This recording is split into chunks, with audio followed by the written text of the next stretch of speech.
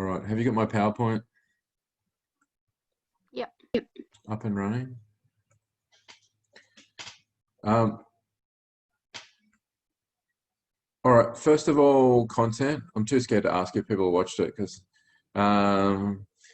content from this social. So last week's content. Oh, by the way, I meant to say, I've had a bit of a change of mind about how we set this up. Because remember, you watch the lecture, then we do a learning content review. So basically go over the lecture, which we do in the first hour, and then we do some learning experiences based on the previous week's work, just to sort of overlap it. I know there's a few people that like that, but I think there's probably more people that get a bit confused going, oh, what's the topic this week? Because technically this week it's on psychosocial development, but it's also reinforcing and doing some things to look at the physical and cognitive from last week.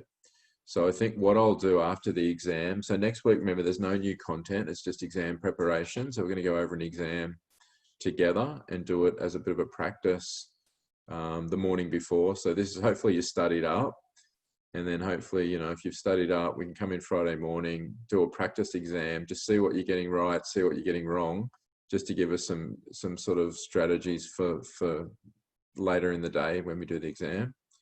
But what I'll do after that, I think when we start our new topic, is I'm going to include everything in 1 week. So when we do one topic, the content, the learning experiences, everything is week by week. It still means though that, you know, if you want to clarify anything from the previous week, you can do that, but it probably means that you need to be a little bit more up to date and have looked at the lecture, you know, looked at the lecture slides, and hopefully maybe done a bit of reading around the textbook as well. Just do a quick roll call if that's all right. You want to throw your name into the chat.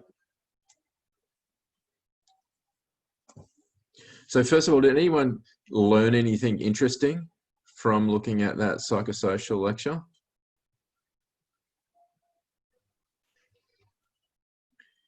Anyone want to go over anything that they weren't sure about to clarify?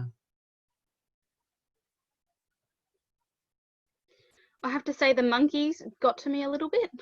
Yeah, yes. Then when you watch did I play the video, all of the video, or only? I probably played a little bit, but little bits in the monkeys and the monster that like. Oh Someone got yeah, them. yeah. We talked about that yesterday. It's this notion like of being an objective scientist. Like we were saying that yesterday. I wonder if you like when you go home, do you feel a bit distressed about that? Because they're in there videoing and just so matter of fact, and yeah, it's just this cold hard science. Like surely that has to get to you a little bit. That's an important argument against dependency theory. Anything else in particular? The strange situation test. The strange situation test? Yeah, only that I looked at it and thought this was done in 1967. Is that right? So, Yeah. I just thought, wow, parents and there wasn't the childcare, there wasn't the working mothers, and that sort of thing is what I sort of looked at. Like, I thought kids at that age are more socialised to be going to more childcare situations than probably what they were then. So has that changed? There's elements of it, but that if you can still pretty much replicate the results of that strange situation test.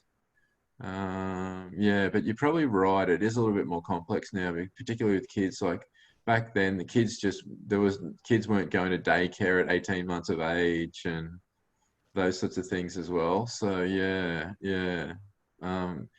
Most of it was just such a nice, neat little experiment to look at that one. But yeah, no, I did get the experiment, but I just thought, oh wow, 1967. Yeah. Society's really changed a lot since then. Like, yeah, that was only sort of first wave feminism, second wave feminism sort of thing. Yeah, it's developed a little bit from it, but that if you still ran that today, it's pretty much you get similar results. Yeah. It's hasn't that notion of attachment. The way we understand attachment is probably a little bit more complex now, but that that attachment theory still holds. All right. So just to remind you, so exam details are on the portal. So if you go to the assessment tile, and you'll see all the different items on that right-hand side of the contents, you can go through and do the, and have a look at it. If you click on the page after those details, so just quickly, yeah, it will be a 90-minute exam, 40 multiple choice questions, covering pretty evenly across the first basically 5 weeks of content. So next week there's no content before the exam. We might just do little bits and pieces, but as I said, yeah, it's pretty much all there. You'll be Zoom, webcam, so make sure you're somewhere with internet availability. I'm going to send you an email about this on Monday, just as a reminder of what's coming up for the following week. We will, in the class, we're going to do a practice exam. So we'll go through maybe 20 questions together on either Kahoot and Socrative, and we'll do a little practice quiz just to see where you're at on the day before, or the sort of morning of the exam. Hopefully we'll just talk about a few strategies and bits and pieces for that as well. So yeah, all the details on the portal. There's still a lot of people, and I did remind you, that haven't sat the quiz, the weekly quizzes. Those quiz questions are actually, you know, quite good practice. Like I said, you can take them multiple times. They're randomized sample from a big sort of group of questions. So you can take this test multiple times and you'll get some different questions each time. There will be some that'll stay the same as well.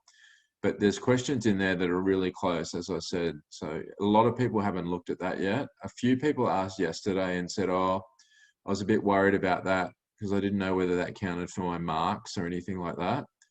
Those don't count at all. So they're purely just formative assessment, just to get you a feel for multiple choice, practicing the sorts of things you're doing for the actual summative assessment, this 20% mid-semester coming up. So yeah. Can you see how many times we've like attempted them? Yep. Oh, that's embarrassing. I've done so many. Yeah, that's good though. That's good. I can see you improving. I can see, you know, you can see when new questions pop up and things like that. Yeah, we get a lot of analytics now, particularly things. Yeah, I had someone email me talking about, oh, I'm struggling with this, you know, I'm doing everything, but I can't understand it. And you can look on the portal and see sort of, it logs your activities and what you've looked at, what you've opened, what you've clicked on and things like that as well. But it's good because when I see you, what I see you getting wrong, I can go, you know, this is not just you getting stuff wrong. This is me helping you to learn the stuff that we need to learn as well. So I take that as feedback when I see that, hang on, there's a few people getting this wrong. That's something that I probably should have explained a little bit better. Maybe we should have spent some more time on it as well. Do you know what I mean? So it's feedback for you and for me. So yeah, don't, you know, as I said, don't be afraid to do that, you know, early even. Some people do that. They'll do it early as a bit of a test just to see where they're at and go, okay, yeah, there's a bit of stuff I need to look at, then go back into the content and then have a crack, you know, at it later on as well. But absolutely do those quizzes. All right. Other thing I want to say really quickly, you should be able to get your mark now. If you on the left-hand side of your sort of the portal page for 1002, there should be like a grade link somewhere where you can click on that. It should pop up your mark and you should be able to click on like a pencil. I think it's a blue pencil or something. And you can then open up the document you've submitted and it should have some comments, some little bubbles with comments in it that you click on and read. Some of this I've just typed on the text. There's a bit of a combination of both. So yeah, have a look at that. I marked it out of 10. I think I mentioned before, Turnitin doesn't do half a mark. So you could only do in Turnitin, you know, 5, 4, 3, 2, 1 or 0 for a 5% assignment. So I've marked it out of 10. Which means, yeah, I can then take 1 mark off, which what happens then when it goes into the computer will just halve your mark and give you a score out of 5. Yeah, so 10 was the top, was like the highest you could get, which will convert to a 5% towards the course.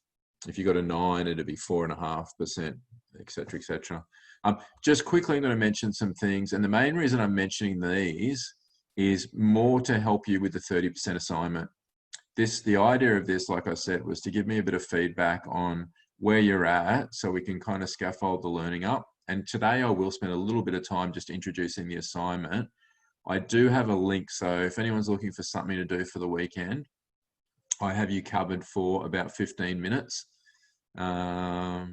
Plus, if you've got family and friends that are over 18 years of age, I'd love you to share the link to it as well. So I'll show you where the link is a little bit later on for that as well. But yeah, overall, I was really, really happy. You know, as I said, I didn't expect lots of things to be perfect. I didn't expect you to understand because some of those journal articles were complex. But I saw some really good things in terms of what you were doing. Just for things for the assignment, APA, like as I said, I didn't expect something amazing for APA, but there is marks in that 30% assignment. If you're on top of your APA, you've spent some time on Redbook, you've done all those sorts of things, it will dramatically improve your mark. You know, there's enough marks there. You know, even 3 out of 30 is essentially a grade increase. And there's more than a few marks there for APA. So that's something that you really need to start looking at. There was a few signs there of some people that I could see that, you know, did put some effort into the APA. But, you know, and my attempt at that was looking at just how you did that reference. Some people as well still need a bit of work. IVs and DVs we'll talk about a little bit, but I'm going to focus on the correlation stuff because that's what the assignment's based on. So if you did the meditation group 1 or the candy and tipping, it's not really, I'm not covering what your things are as effectively, but there's feedback in there for you anyway. Just quickly, one more general thing. Please, please, please don't overdo quotes. So what I really want, I want very, very sparing quotes. You know, if it's something like the remarkable phrasing, something that you think you couldn't put into words yourself, then maybe put quotes in. But 90% of the time plus, you don't need to quote somebody else from those articles. You can put it into words. Does that make sense? Yeah, so I really want to see that. I don't want to see, even if you do the APA and you put the quotes around it and the page numbers and all those things, I'd rather see it in your words as well. And I'll talk to you when we do some feedback for that. All right, a couple of things to do with correlational research. And this is really important. If you make a note of these will really help you for the 30% assignment. When you're using the term effect or cause, and I'm going to talk about limitations of correlation in a second, that's a little bit problematic with correlational research because remember, one of the key things and one of the limitations, and I've got that down before, is we can't infer cause and effect from a correlation research. Yeah, so we know there's a link, there's an association, there's a relationship between social media use and episodic heavy drinking, but we can't say it's causal. So one of the key limitations of correlational research, and don't go overboard and say, oh, it's correlation, there's no causal link. We definitely can't say that, but we just don't have evidence for or against a causal link. So in terms of things, just like the title, if you're saying the effect of violent media consumption on, and you've got your 2 variables you pick in your title, the relationship between the association, you know, the link between violent media consumption and, use those terms like link, association, relationship, rather than cause and effect for that reason as well. Another quick one, you can never prove a hypothesis.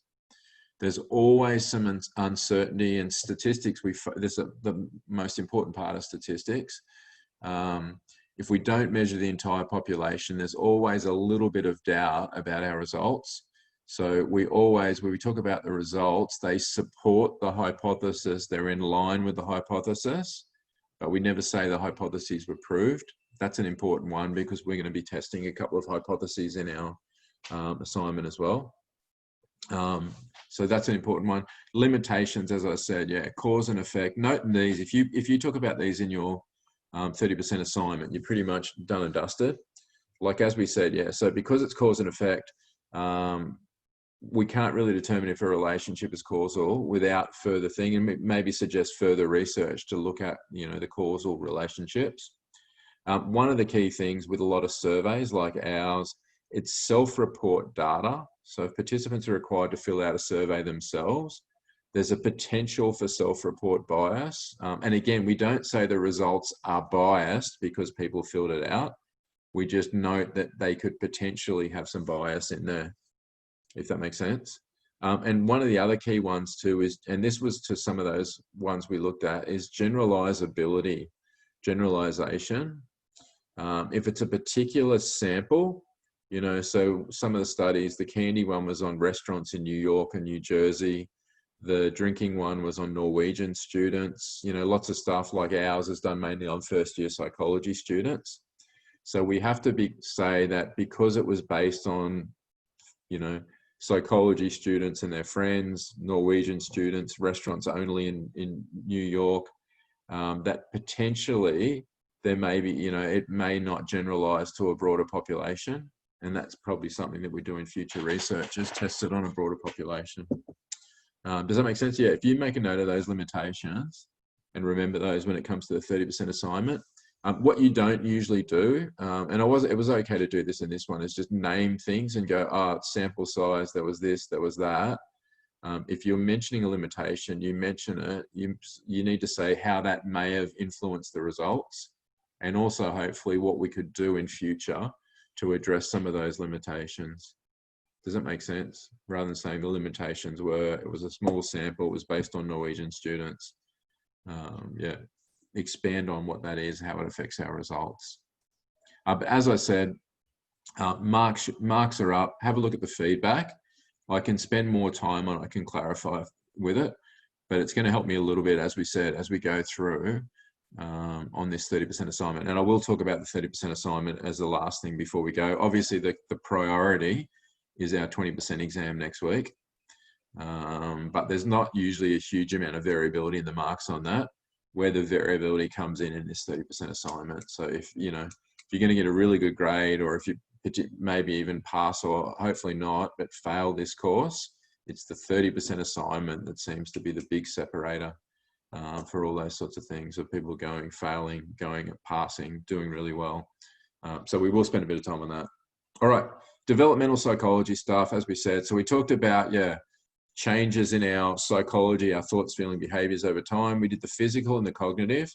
So the social one was an interesting one as well. Are we born social, or do we develop those things as well? Temperament is a way we try to measure personality in babies, but we do know there's some predictive capability there.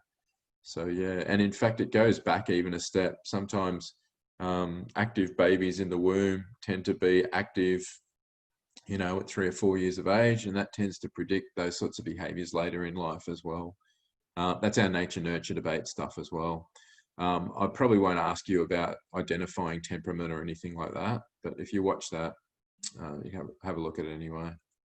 But what I did want to focus on is attachment theory. This is a really centrally important theory to psychosocial development in psychology. This is something that's been studied for a long, long time. There's some core principles that really have sort of stood the test of time on this.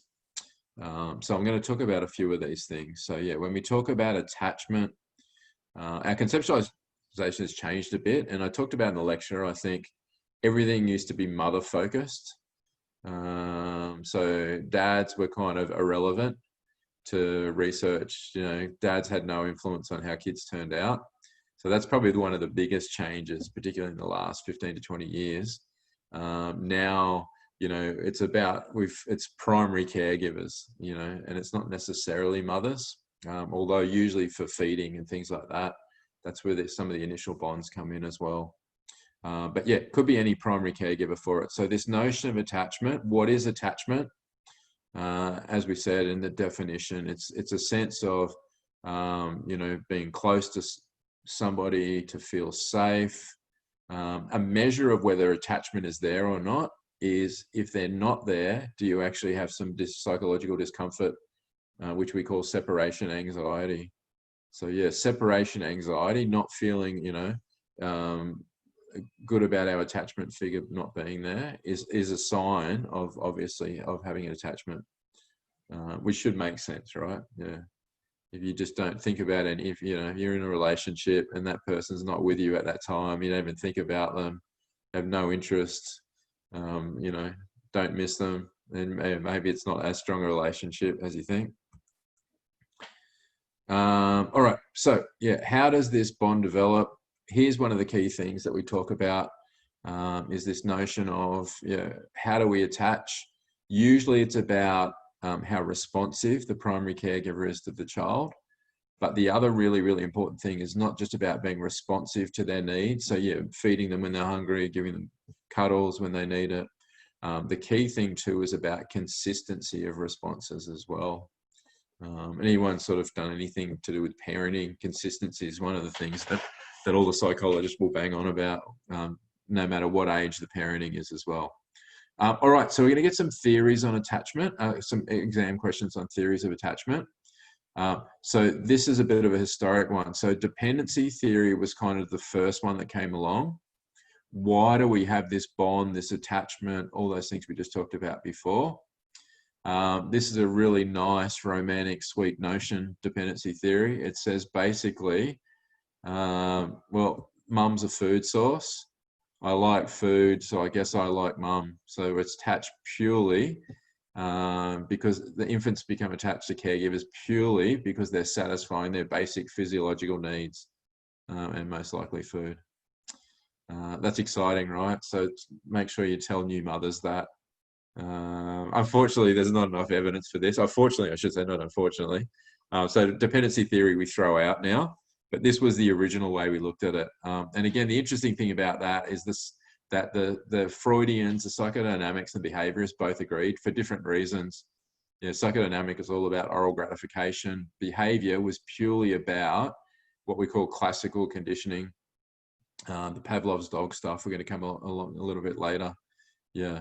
The only reason that I like mum is because she's been associated with the food, in the same way that, you buy a product when you go shopping for groceries because the celebrities endorse that product. I like that celebrity, so I guess I like this product because the celebrity likes it. Pretty much that was the notion. So food was the celebrity for the babies. Mum was just an associated one that we got the link with.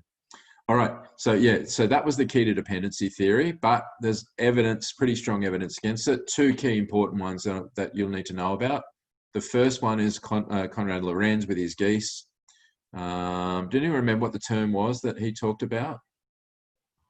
Imprinting. Twilight fans. Yeah, Who's imprinting. read the Stephanie Meyer's Twilight?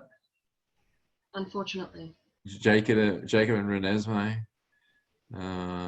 I think that gets a run, like it's mandatory. It gets a run once a month. That and Harry Potter gets once a month runs every episode in our house.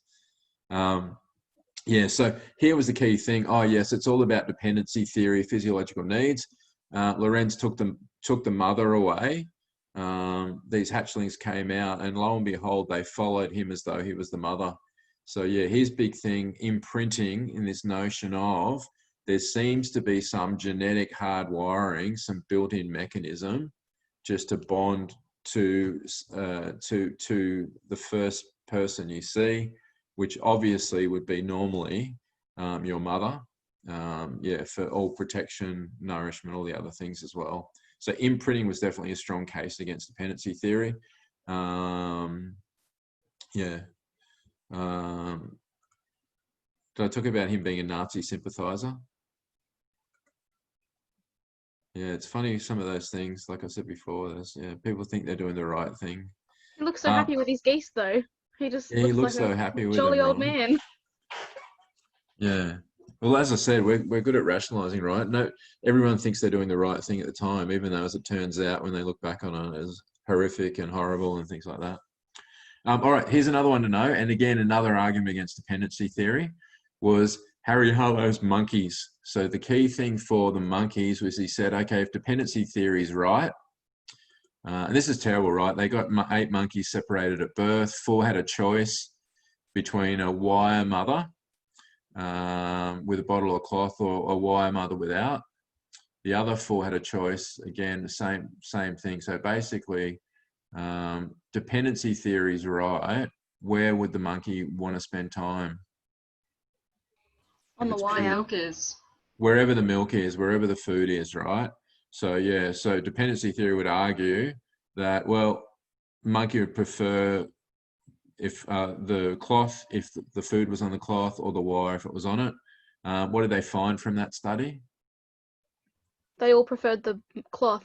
The cloth. So what was Harlow's key term that he used to identify that he said it's not just about physiological needs? Attachment. Comfort. Yeah. Or So something what, like that. yeah, particularly? Contact comfort. Yeah. So basically the attachment was all about contact comfort. So the key research, yeah, cloth mother was the most preferred. Ideally, if the food's on the cloth mother, happy days. But he saw then, even when the food was on the wire mother, the babies would feed really quickly on this one here, but spent more and more time as they went on the cloth mother as well, increasingly so. But yeah, contact comfort. So that was a more important predictor than food. Yeah, obviously you need food for survivals, but getting cuddles from your parent seems to be more reinforcing, more attachment, more about attachment than what just purely food is as well. However, and this is where the other extension of the research said, well, it's definitely not just about dependency theory, there's contact comfort, but his monkeys were never right after that study being separated from mothers. There was all sorts of really, really horrible things. And we see that in society too, right? With kids with neglect. I'm going to show you a really terrible case in a second on that. So yeah, the key message out of that, obviously it's not purely about just meeting needs for basic needs for survival. It's not purely about cuddles. There's a strong and important psychological component, so psychological needs need to be met as well. Yeah. And that's where John Bowlby came in, who was probably the preeminent researcher in attachment theory, and talked about this notion of attachment as well. How did we test attachment? And I might not ask questions on what this test involves, but I will ask you about how the test can be used to identify attachment. So yeah, if a child does this, then they respond this way, what's their likely attachment to be? So we'll go through that just quickly. I showed the video in the Zoom, but I'll just talk you through it today. So yeah, infant basically goes into a room, becomes comfortable with the parent. Yeah, they measure all sorts of things about how far the infant stays close to the mother, how far they stray away, do they start interacting with toys. Most of the kids get pretty comfortable. Then they put basically a stranger in the room. And again, they measure how close does the infant try to engage with the stranger? Do they stay away? Do they get closer to mum when the stranger comes in?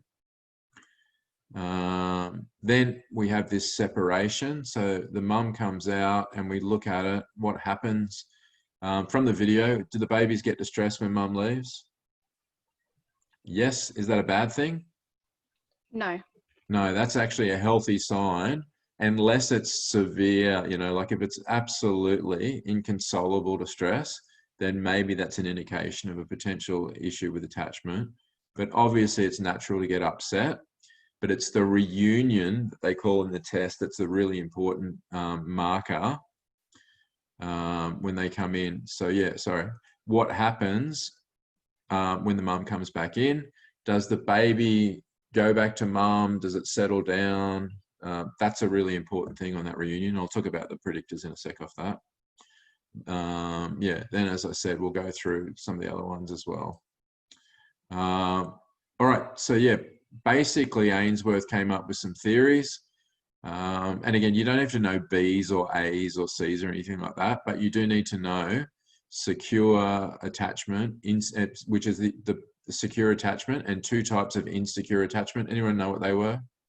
Top of their head? Avoidant and anxious. Yeah, so insecure avoidant and insecure anxious. So the majority of babies are fairly securely attached. So the key markers for that, yes, they're distressed on separation, But when mum comes back in, they seek contact, you know, they settle down fairly quickly after mum comes back in. And obviously, yeah, they still much more prefer mum than the stranger. The insecure avoidant. Actually, I'll talk about insecure anxious first. Insecure anxious, basically, they're very clingy, so they won't stray far from mum, particularly when the stranger comes into the room. They have separation anxiety, but sometimes it's really severe. The baby's just, you know, hysterical. But the really important bit on the reunion for between secure and insecure, because when you're measuring distress on separation, that's pretty hard. You know, it's a bit of a grey area. How distressed is distressed? So the real marker between secure and insecure anxious is on reunion. The secure babies settle down pretty quickly, you know, pretty happy to come back to mum. The insecure anxious babies get actually very aggressive towards mum, and they don't settle down. They stay upset even when mum comes back.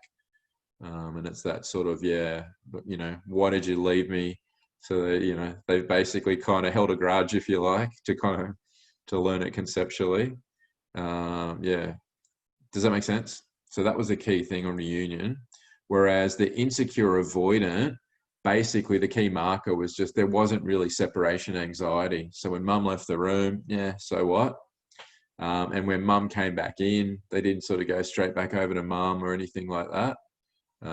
Yeah, so they were pretty sort of blasé either way. And in fact, in one of the parents, in particular in one of Ainsworth's studies, one of the children just basically got separation anxiety when the stranger left. So they actually started engaging with the stranger. And yeah, when mum left the room, happy to play with the stranger left was more upsetting, but mum came and went and the baby didn't get upset. So they actually had a stronger preference. That's a tough gig, right? If you're a mum and you brought your child in to help out the research and you see the child just ignoring you and wanting to be with a stranger and being upset with a stranger as well. There was, yeah, a fourth style called disorganized that was identified later, but we're just going to focus on those three for assessment as well. So yeah, if it's not insecure, avoidant, insecure, anxious, or secure, that's not one of the, it's not going to be an answer in the multiple choice, unless it says which isn't a form of attachment, I guess. All right, so here's the key thing, right? And we always talk about this. Well, great, like personality is great. We can measure the big five, but how does it help us? What does it predict? And we know those big five personality traits that we looked at the other week, predicted outcomes. Same thing here. Does this actually predict anything? And in fact, yes, securely attached babies have, again, correlation, right? So there might be more to it. We don't know the causal links, but obviously we can still predict that have, you know, better social skills, better outcomes, seem to be better, more emotionally stable. So there's a whole lot of outcomes, do better at school of secure attachment. So we know, you know, trying to foster secure attachment in children is a really, really important process. There's a lot of potentially beneficial things that come out of that as well. Yeah, even, and as I said, a lot of the research now, so people actually go back and sort of retrospectively try and look at attachment. So get you to reflect on childhoods and things like that. So yeah, if anyone has relationship difficulties, anyone very clingy, that's the one they use. What's the show going at the moment? The island one? Is it Bachelor something Island or? Come on, don't pretend you don't know. Is that the show? They talk about clingers and all that sort of stuff. Yeah, that would probably be a thing. And obviously the key thing that came out of that, well, if the child has problems, how much is the child responsible for attachment? Not much. So this is where this notion, particularly they went through a period in sort of that 70s and 80s of mother blaming. So if the child, you know, had issues later on in life, obviously it was bad parenting as well. So Ainsworth looked at this and talked about, yeah, attachment styles as well. And were there predictors as far as the mother's parenting style? And as it turns out, there was. I won't actually ask you about this specifically. I'll probably ask you about Dana Baumrine's one. I'll show you in 2 secs. But yeah, basically, Secure attachment, being responsive, and I talked about this before, so being there to meet the needs, but being consistently responsive. So secure mothers of secure children were very consistent, but consistently responsive. Insecure avoidant, they were very consistent too, but consistently non-responsive. Oh, there's the baby crying again. You know, I've just sat down with a glass of wine. You know, they'll sort themselves out, right? They'll settle down. I have a question. And I'm not saying that's not a bad thing to do from time to time, right? So this is, you know, we're dimensions rather than types. Yes, question. With attachment, so with like children in care, in out of home care, what's more important, that primary attachment to anyone or the attachment to their biological parent? This is, you need probably there's a lot of people smarter than me in this area, but it's a bit of a depends. And some of the research suggests that, you know, attachment, just any attachment, so just one attachment figure. And for some people, that's the daycare can sometimes be a really, really fantastic thing. If there's sort of not strong attachment at home, there's inconsistent behaviors. But yes, having just any attachment figure has, you know, shown to be very, very beneficial to the child.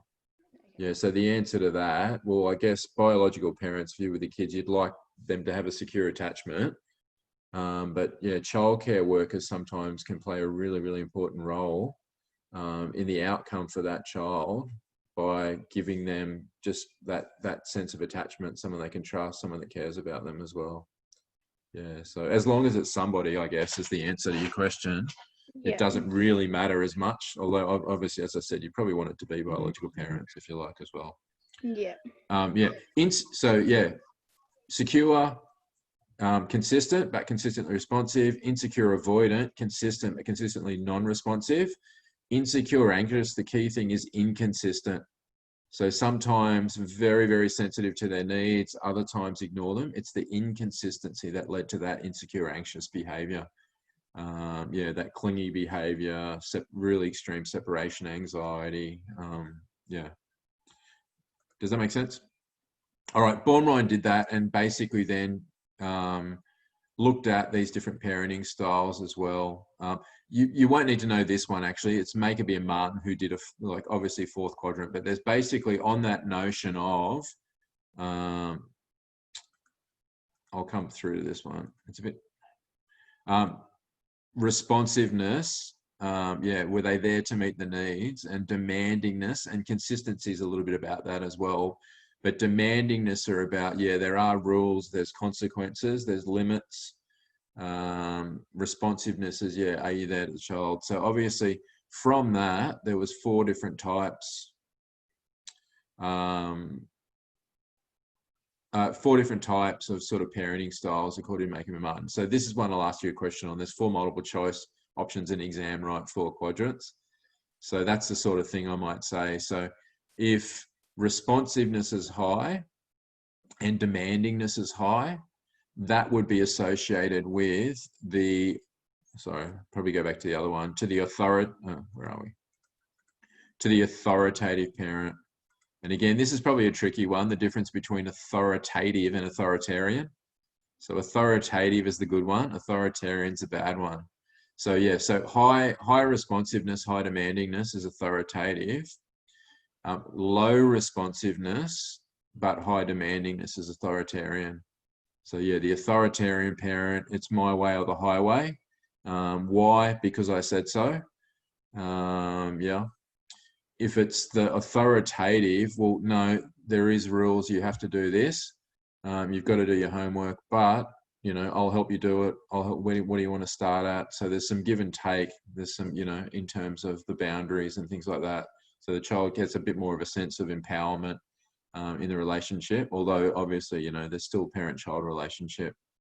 If it's high responsiveness but low demandingness, that's where we get our indulgent parenting style. I talked about yesterday. Did anyone watch Summer Heights High at all, or Ja'mie? Yeah, where you get sort of the parents that, you know, they want to be their best friend to the child, so they just give them whatever they want, anything you want, all those sorts of rules. I talked about in that lecture. I won't go over that to too much detail again. But yeah, that's the indulgent. And then if it's a low responsiveness and low demandingness, that would be associated with what we call neglectful or uninvolved parenting style. Yeah. So yeah, do whatever you want, but you know, leave the child to their own devices as well. Does that make sense?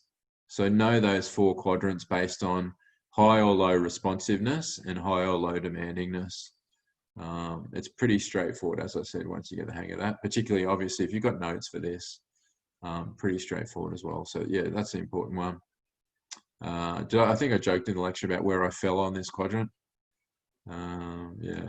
And like I said, this is one where it's not like, oh, good, bad, bad, bad. You know, most people are in the middle, hopefully. And that sort of bell curve goes kind of in multiple dimensions, you know.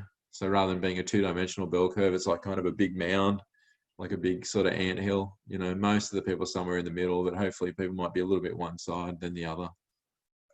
All right, so again, great that we know that, but what does it predict? Same thing we've said before, and it does predict quite a bit, like we said. So yeah, authoritative parenting styles are associated with better social functioning, better outcomes, better academic performance, etc., etc. The authoritarian, short-term, yes, kids will obey their parents, but for authoritarian parents, once the kids are outside the parents' control, outside the parents' view, we tend to be actually, you know, more problem behaviors as well. I think sometimes I see evidence of that with first-year uni students. They get a taste of freedom. Sometimes, you know, it goes a little bit overboard as well, but self-esteem issues as well, you know, because there's no give and take, no empowerment. The indulgent ones, the positive is they'll tell you how good they are because they've been told that all the time. But yeah, lots of other, you know, misconduct, things like that. And I think I talked about in the lecture, I talked about yesterday's Zoom, the term affluenza. I think, did I talk about in the lecture? People watch the lecture about that kid in America, that 18-year-old that hit and killed somebody speeding in their car. Yeah, had a good lawyer that basically it was all about the parents. They were these indulgent parents. There was no rules. No demandingness, you know, they gave them whatever they wanted. So they didn't get a really good sense of right and wrong from their parents. So they can't be held accountable for their behavior, which is an interesting case, right? I'm not sure how you'd be if you're on the judge on that one. As we said before, yeah, and uninvolved, yeah, sometimes social issues and things like that. Particularly if they don't seem like the parent has any interest or care in them, that can affect, you know, a lot of things later on down the line as well. All right, so just skipping on to a couple other things. I've kind of got a little bit more than I wanted to here. We talked about this notion of, you know, being hardwired with all those reflexes for babies for adaptation and survival. Have we got some hard wiring to be social creatures? And the research says yes. We touched on this last week. You know, newborn babies do prefer face stimuli, human speech, maternal sounds. We talked a little bit about that. And we now know, particularly we're a little bit more sophisticated about how we measure things. Babies have some very, very sophisticated social skills when they learn. The still phase paradigm is one of the key ones to look at. Yeah, have we got time? Let's have a quick look at it now. This is one that's really, really interesting. I'll speed up a tiny bit.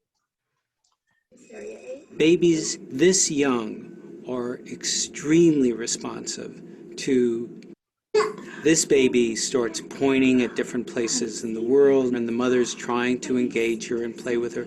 They're working to coordinate their emotions and their intentions, what they want to do in the world. And that's really what the baby is used to. And then we ask the mother to not respond to the baby.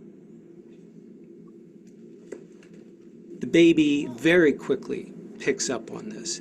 And then she uses all of her abilities to try and get the mother back. She smiles at the mother.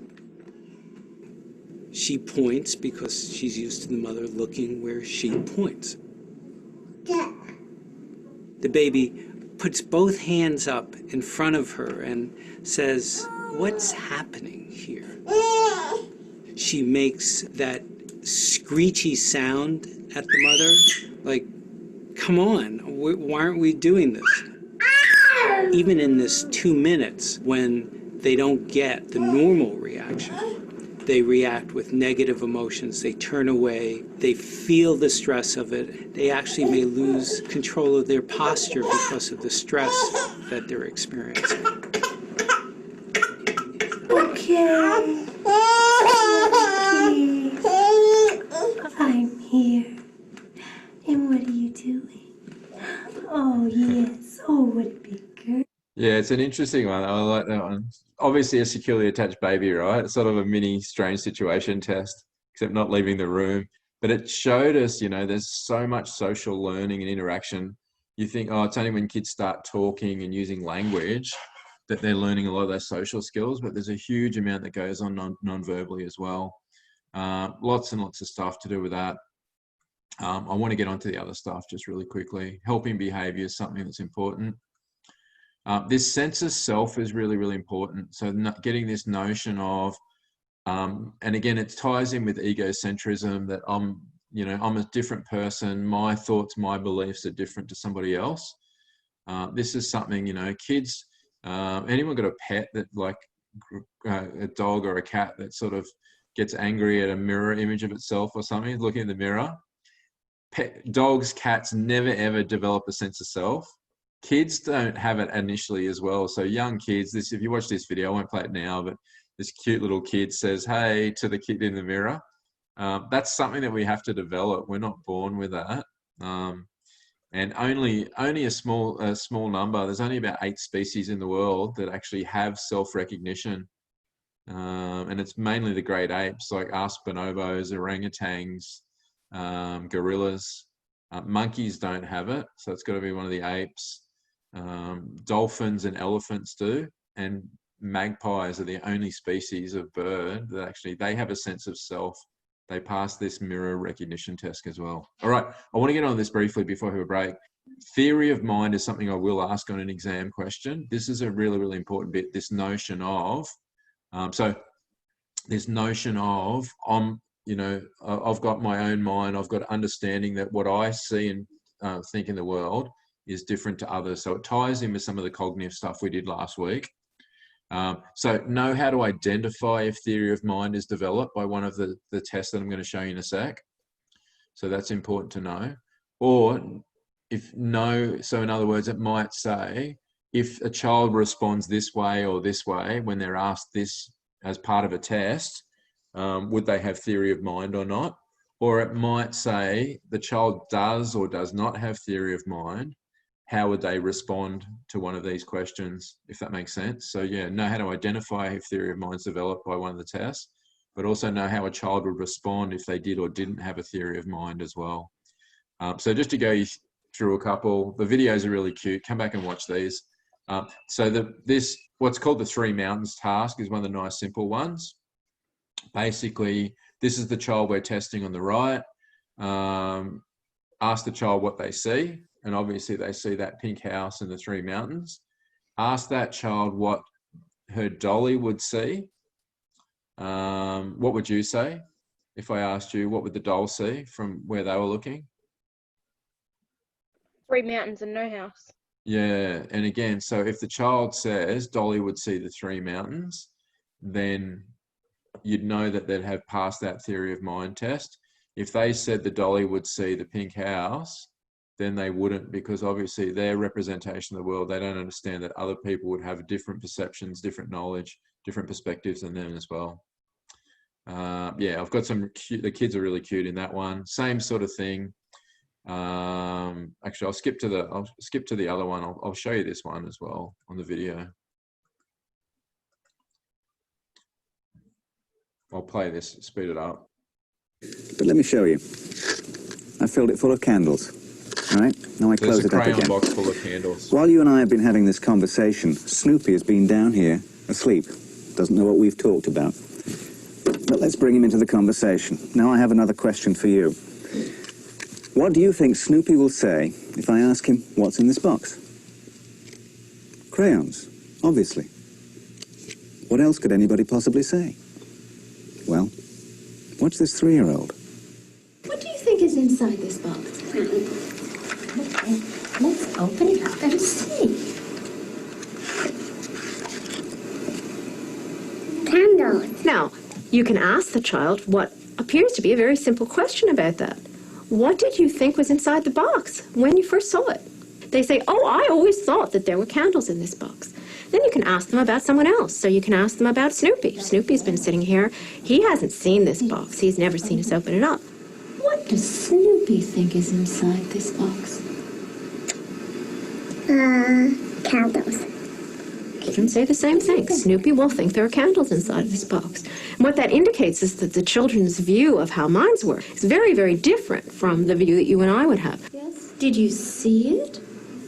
In the mind of the 3-year-old, everyone sees the world much the same way. There's no difference between what I think and believe and what everyone else, including Snoopy, thinks and believes. It is, in a sense, a naive and innocent view of the world, a kind of mental Eden. And then, about 4, comes the fall from grace. Now, if you take the 4-year-old, quite typically the 4-year-old will tell you that, as a matter of fact, he thought there were crayons in the box, and then he found out that there were candles in the box. You can ask him about Snoopy, and he'll say, oh no, Snoopy will think that there are crayons in this box. Great, why will he think that? Because it's a crayon box. Mm-hmm, that's right, and that's going to make him think they're crayons. What's really in the box? Candles. Right. And then you get the 5-year-olds who are just utterly blasé and think. Yeah, so you get the idea with that, right? It's a nice, simple little test. Yeah, so simple one. Obviously, if you've got a crayon box, you'd think there's crayons in it. But once you've seen there's candles in it, the child that doesn't have theory of mind hasn't got that yet, and you ask them what somebody else will think is in there, they'll say candles because they can't separate the fact that they've seen it. Someone that does have a theory of mind would say, well, the person would expect there's crayons in there. Does that make sense? So if you're doing that for the exam, maybe, assuming that you've all passed the theory of mind test that's on average about 4 years of age, that false belief test, whatever you'd answer would be consistent with theory of mind. So yeah, think the opposite to what you would answer if someone asked you, and maybe that's the non-theory of mind. I don't know if that's a good way to do it for an exam. Interesting, just quickly, yeah, the research on actually look at this false belief test, Down syndrome, trisomy 23 kids pass just like normal kids on this theory of mind, but ASD, Asperger's, high functioning autism, so these are kids that you wouldn't even know necessarily in some cases are on the spectrum because they're very high functioning, would still very low rates, only 20% pass that false belief test at 4 years of age, which is quite interesting. So it sort of identifies this issue with social cues and social deficits. And there's a lot of really interesting new research being done in that area as well, which is quite good. All right, last thing I want to talk about, and I will have a question on it. And the nice thing about that is because there's 4 quadrants for this one again, 4 multiple choice answers. So basically James Marsha, and you probably heard if you looked at the lecture, this was something that I really enjoy talking about because a lot of people, particularly in that high school years, go through a lot of trauma, bullying, identities, all those sorts of things as well. The thing that I like that comes out of this is having crisis, and this doesn't really necessarily apply just to adolescence, but this is kind of where it sort of starts to really form, is having life crises is actually very, very beneficial because it gives you a sense of who you are, identity formation. So the dimensions that Marsha looked at was, whether you'd actually had a crisis or no crisis, but also your level of commitment, how personally invested you are into, developing, growing, achieving those sorts of things as well. So ideally, and he would argue that without going through a crisis, you really don't get a sense of your own identity. It's, that notion of, adversity builds character. Yeah, there's some evidence in the social science research on this. So high commitment and going through a crisis would be associated with identity achievement. So identity achievement is crisis and commitment. Identity moratorium is crisis but no commitment. Yeah, crisis but no commitment. Yeah, so you basically, yeah, that's sort of finding yourself as well. Identity diffusion is no crisis, no commitment, you know, just that sort of drift through life approach. And identity, and you don't need to know a lot of the ins and outs of it, just be able to know which quadrant they're in. No crisis but commitment is identity foreclosure, which is very, very common, particularly, you know, there's high achieving kids that want to, you know, that are basically their identity is in making parents happy, making teachers happy, making other people happy. And again, this is something that a lot of you might identify with yourself. You don't have to be an adolescent necessary for this, to feel like you're doing things to please other people in your life, not doing things for yourself that you really want to do. And that's sometimes, yeah, a crisis, something that comes up, then, you know, really makes you rethink what's important.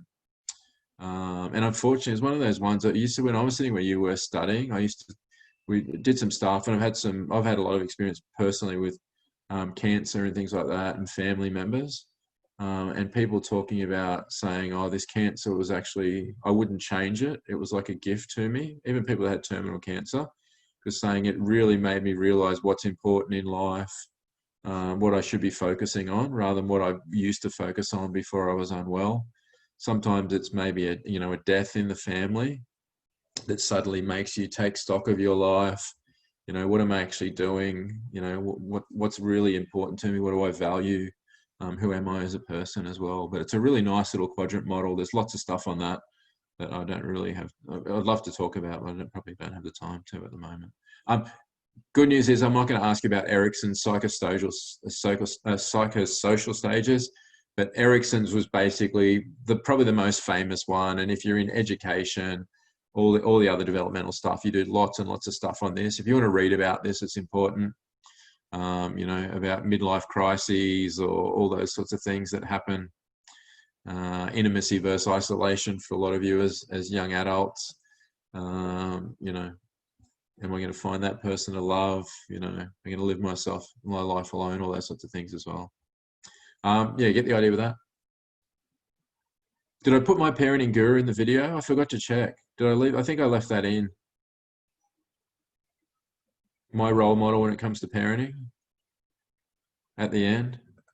I showed you that one, right? Ryan Reynolds. Yeah. Most of the good ones that I really like, I can't put in there for obvious reasons. If you look up Ryan Reynolds parenting and you get some of the other stuff, but these are some of the milder ones that I really like as well. All right, any questions, comments on that? So that's essentially the last of the content. Like I said, so that should give you a bit of an idea. Crash Course 2, that Monkeys and Morality is not a bad summary as well. There's a couple of Crash Course Psychology that go through some of this stuff pretty nicely as well. Has anyone watched the Crash Course at all? The videos? Does anyone not know what I'm talking about for that? When I talk about Crash Course? Maybe? Yeah, so the Crash Course usually are in the learning activities. So they're those little YouTubes that I put in. Anyone seen those? There's some, yeah, as I said, these probably aren't as directly relevant, but there's nice little 10, 12-minute videos. I put them in the activities after the content, because if you've learned it a little bit, you've watched the lecture, you've got a bit of detail.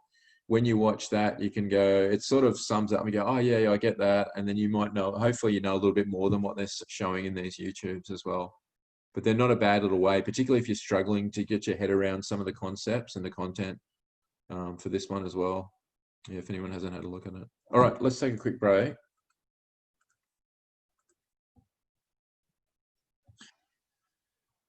Okay, so let's have a quick look. So I want to just reinforce a couple of things. As I said, I will ask you a question, a very basic question about physical and cognitive development.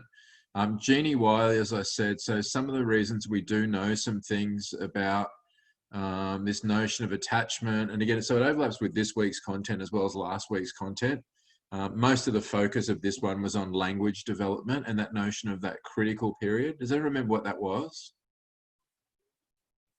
When we talk about critical periods in development?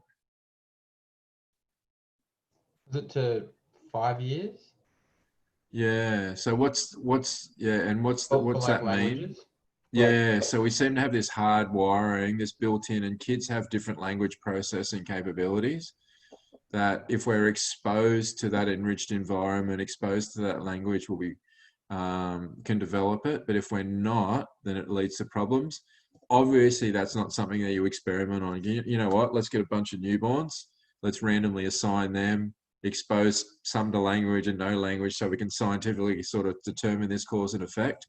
This was a really, really tragic case. So I'll play this for you. It's about 10 or 12 minutes or something. But as I said, just a warning that it is a little bit distressing, but it'll give you a bit of a feel for, this cross between, personal tragedy as well as sort of research. And all right, I'll play it for you. Just tell me if there's no sound. Officials in the Los Angeles suburb of Arcadia have taken custody of a 13-year-old girl, and they say was kept in such isolation by her parents that she never even learned to talk. The girl still wore diapers and was uttering infantile noises. A social worker discovered the case 2 weeks ago, but the authorities are hoping she still may have a normal learning capacity. Among the first to see the child was Temple City Detective Sergeant Frank Lindley.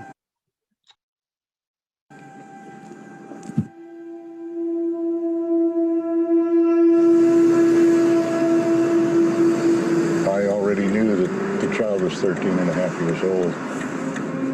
And I took one look at her, and she wasn't much bigger than my daughter Beverly, who had just turned 7 about 3 months earlier. And I really had a hard time conceiving of the idea that the child was the age that she was. The child obviously had been severely mistreated. She was still in diapers, couldn't walk. She had no verbal skills at all at that point. The last time I was on this street was probably 30 years ago. Yep, there it is. Hasn't changed much. The backyard looks the same. It's all weeds and dead grass. Looks the same as it did in 1970. The house belonged to Clark Wiley. A loner, Clark had turned his back on the world after his mother had been killed in a hit-and-run accident. After the accident, things in the Wiley house would never be the same again. The house was completely dark. All the blinds were drawn. And there were no toys, no clothes, nothing that would ever indicate to you that a child of any age lived there.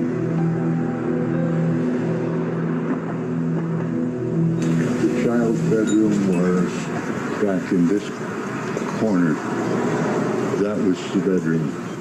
The windows were covered to about 3 inches from the top, which was the only natural light that had ever come in there, and all the time the child was in the bedroom.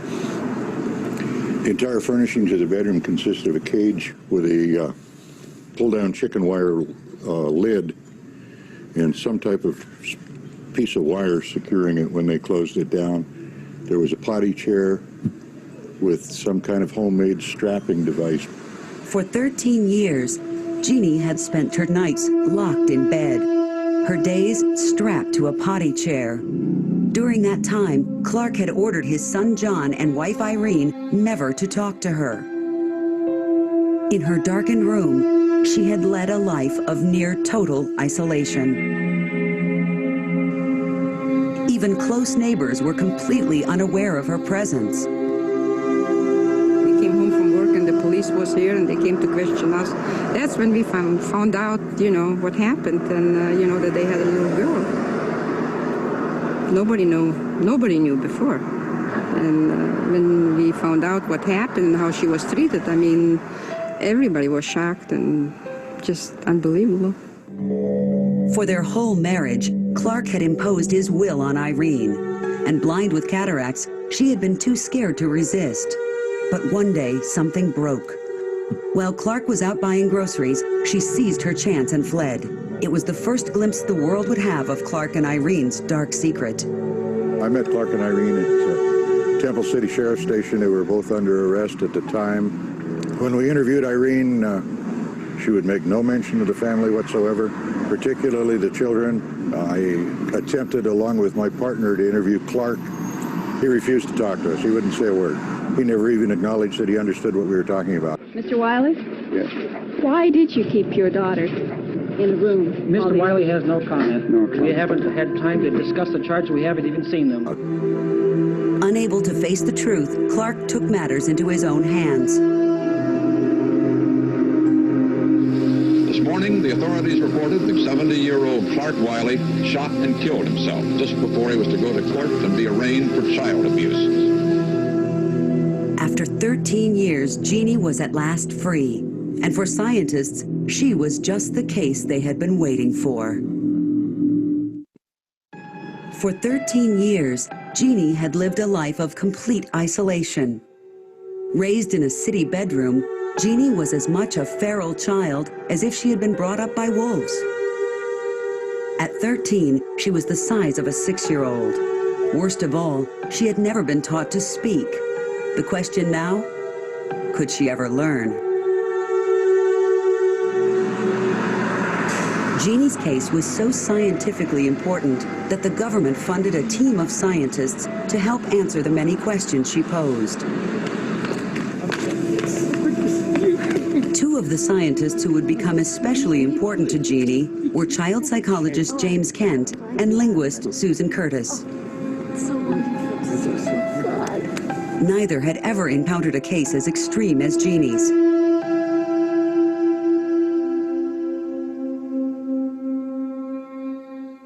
We looked at her as a newborn in a way, even though we know she hadn't. She came with 13 years of memories and experiences, not all of them wonderful, most of them not, I think. And so we thought we needed to start to expose her to what the world was going to be like for her outside the hospital bed. To Jeannie, everything was a new experience. We did what you would do with your own kids if you were introducing them to the world. You'd take them out and hold them up and show them, and sort of judge from how they reacted to whether this was too much or not enough, and you could move on and do the next thing. Jeannie was making amazing progress. As the experts looked on, they realized that she might be the answer to the question that had troubled science for so long. So we seized this wonderful opportunity that she provided us in as loving a way as we could, but using it to finally get our chance to address head-on specific hypotheses and notions about human language and the human mind. These hypotheses were based on the latest ideas about how children's brains developed. According to the theory, young children could only learn certain things at certain times, called critical periods. Language was one of these critical periods, and according to the theory, Jeannie, who was now a teenager, had missed her chance forever. But incredibly, Jeannie seemed to be proving the theory wrong. As this footage shows, Jeannie was blossoming. Not only was she delighted by the world around her, but she was learning the words for the new things she was seeing. She was extremely interested in everything around her. She wanted to know the word for everything around her. She wanted to engage people all around her. She was not mentally deficient. Her lights were on, and everyone who worked with her, from teachers to therapists to me, knew that she was not retarded. It was clear as day. And as she began to learn more and more words, hundreds of words, much more rapidly than I ever imagined, and stringing them together, I began to think maybe I will be wrong. Maybe she will be the one that will prove that this hypothesis is incorrect. But Jeannie could not escape the effects of her past so easily. She was still haunted by her traumatic upbringing, trapped by the memories of the awful fate she had suffered. And linguistically, she had stopped making progress. She learned tons of words. She has an enormous vocabulary. But language is not words. Language is grammar. Language is sentences. How do you make a sentence? What can be a sentence? What is a sentence? How do you automatically know something's a sentence? So it wasn't because she was cognitively deficient. In other respects, it was because she was cognitively deficient in this island of human mind, the mental faculty that we call grammar. At the time Jeannie was found, brain science was in its infancy. But today, we have a much clearer picture of what actually happens in cases of extreme neglect like Jeannie's. In Jeannie's brain, the left part of her brain, her cortex, that has those neural systems responsible for speech and language, because she never heard any words and because she was never spoken to very often, they didn't get stimulated. And because they weren't stimulated, they got smaller and less functional and disconnected, and ultimately that part of the brain literally physically changes. Today, with modern imaging technology, we can actually see what happens in the brains of feral children, and the effects are shocking. Without normal stimulation, their brains are smaller and malformed, and the earlier this neglect begins and the longer it carries on, the worse the damage will be. Starved of stimulation, Jeannie's brain had simply not developed the capacity for language, and now that she was a teenager, she would never be able to learn. Despite this, Jeannie continued to be a close part of everyone's life, but there was more trouble ahead. Children have to belong to somebody when they grow up, and she was still a child, and she needed a family to belong to. So that's what we would have liked, a family that she could belong to. And that's not what happened, unfortunately. What did happen is about the worst outcome I think we would have envisioned. On her 18th birthday, Jeannie moved back with her mother Irene into the house in which she had been so terribly abused. But after only a few weeks, it was clear that Irene couldn't cope. From here, Jeannie was moved into state care with terrible consequences. I was a student, and people wouldn't listen to me. People who needed to intervene did not listen to me. And so I spent lots and lots of time on the phone pleading with people to intervene and save this person who had had the worst experience of deprivation and isolation in all recorded medical history. Jeannie moved from home to home, sometimes with the very people who served as her therapists. This potential conflict of interests raised tensions among the many people involved in her life, and a tug of war erupted over the child. As Jeannie's condition deteriorated, Irene decided that Susan Curtis and the other academics had become too close to Jeannie. A lawsuit followed. I went from being asked to be her guardian to 1 week later being prevented from seeing her or phoning her. And ever since then, I've been prevented from having any contact at all. So although I have lots of, I'm still a scientist, I'm still interested in knowing things about her language now and all kinds of interesting things I would like to pursue academically. Primarily, I would just like to see her. Now, a ward of the court, Jeannie lives in an adult care home somewhere in Los Angeles, prevented from seeing the people who once... Yeah, it's a pretty horrific story, isn't it? That meant so much to particularly in this day and age as well. As I said, the key thing for that, I guess, for what we were talking about, is that notion of if you don't actually get an enriched environment, particularly for something like language acquisition, there does seem to be pretty strong evidence. There's a critical period that you never will, and she never fully developed language. They got their hopes up for a little while because she was learning words and things like that, and did develop, particularly psychologically and socially, she did develop a little bit with exposure later on. But there's certain parts that seem to be, affected, as I said. I've got us some links on the portal in the other links, but Bruce Perry, who you saw in that video here, has basically, the Child Trauma Academy is doing some wonderful, wonderful research. I'll play you a little bit just to get a feel of it. But as I said, this notion of attachment, and for a lot of kids, it's something that, you know, people do take for granted, that you have attachment figures. A lot of people don't have an attachment figure. They have parents, but they don't get that sense of trust. And obviously that's the most severe case with Jeannie. And the interesting thing, like you saw in that thing, it actually changes the structure and function of your brain, neural development as a kid. The good side of it, though, is we know now, particularly, and even into adulthood, of this notion of neuroplasticity. The brain is actually can adapt and change, particularly for young kids that have been exposed to trauma. But I'll just play really quickly some of Bruce's stuff just to get a feel for it. But as I said, you can go to the website. They've got lots of wonderful resources as well. This is from a lot of people as well as him. But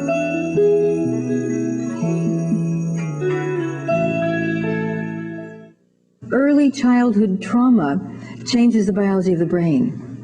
Well, early childhood support also changes the biology of the brain. What studies of resilience show that even when children have insecure attachments in the home, if they've had at least one secure attachment with a daycare provider, a preschool teacher, or another adult in their lives, then that makes a huge difference for them having the seed of resilience. They may still have difficulties, but because they've had that one secure relationship, that relationship where they felt that another individual, another adult knows them and feels what's going on inside of them, those kids have the potential to do very well in the future. We can see imaging today of before and after trauma and see what happens in the brain, and we can also see repair that happens in the brain when our interventions have been successful. What makes children get better following a trauma is connection to other human beings who are present, who are patient, who are kind, who are sensitive, and they don't need to be necessarily psychologically insightful. They don't need to know anything about trauma. All they need to know is that they're right there with this child. They're trying to be comforting, they're trying to be supportive, they're trying to encourage. Those kinds of interactions end up being much more therapeutic and healing than many of the other things that we try to do with kids. Teachers can look more at their children, be more emotionally present for children, touch them, work on their own nervous system and their own regulation. If they're angry and they're out of control in terms of what's going on inside of themselves, the message that they're going to convey to the child is, I'm angry and I don't like you. If you're an adult and there are children in your life, whether you're in law enforcement, a teacher, a parent, a foster parent, whatever you are, and you know that a child has been exposed to something that's potentially traumatic, the first thing that you should be aware of is that not all traumatic events lead to disastrous mental health outcomes. In fact, the vast majority of children that are traumatized actually do pretty well, but they do need your attention, they do need your kind support, and they do need your awareness about what are warning signs that would tell you to actually take the next step and try to get some professional help.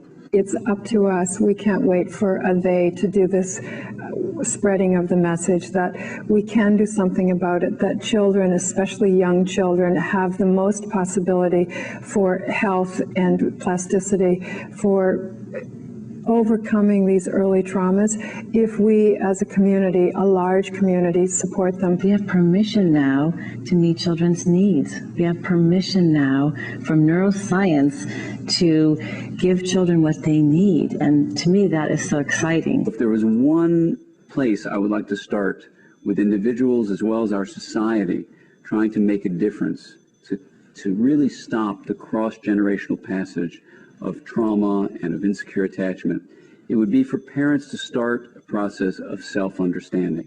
It basically costs nothing except the time and emotion that it takes for parents to begin on that process. And we all can do it. And the people who benefit most, besides ourselves, are our children? We're spending literally 95% of our public dollars to change the brain, because that's what mental health is. That's what public education is. That's what juvenile justice intervention is. All of these are trying to change the brain. And we're spending almost nothing in the first 5 years of life when the brain is easiest to modify. And it takes the least amount of professional input, the least amount of insight. It takes just high quality caregiving. It's us, not they. It's each one of us doing it now, not later, but now.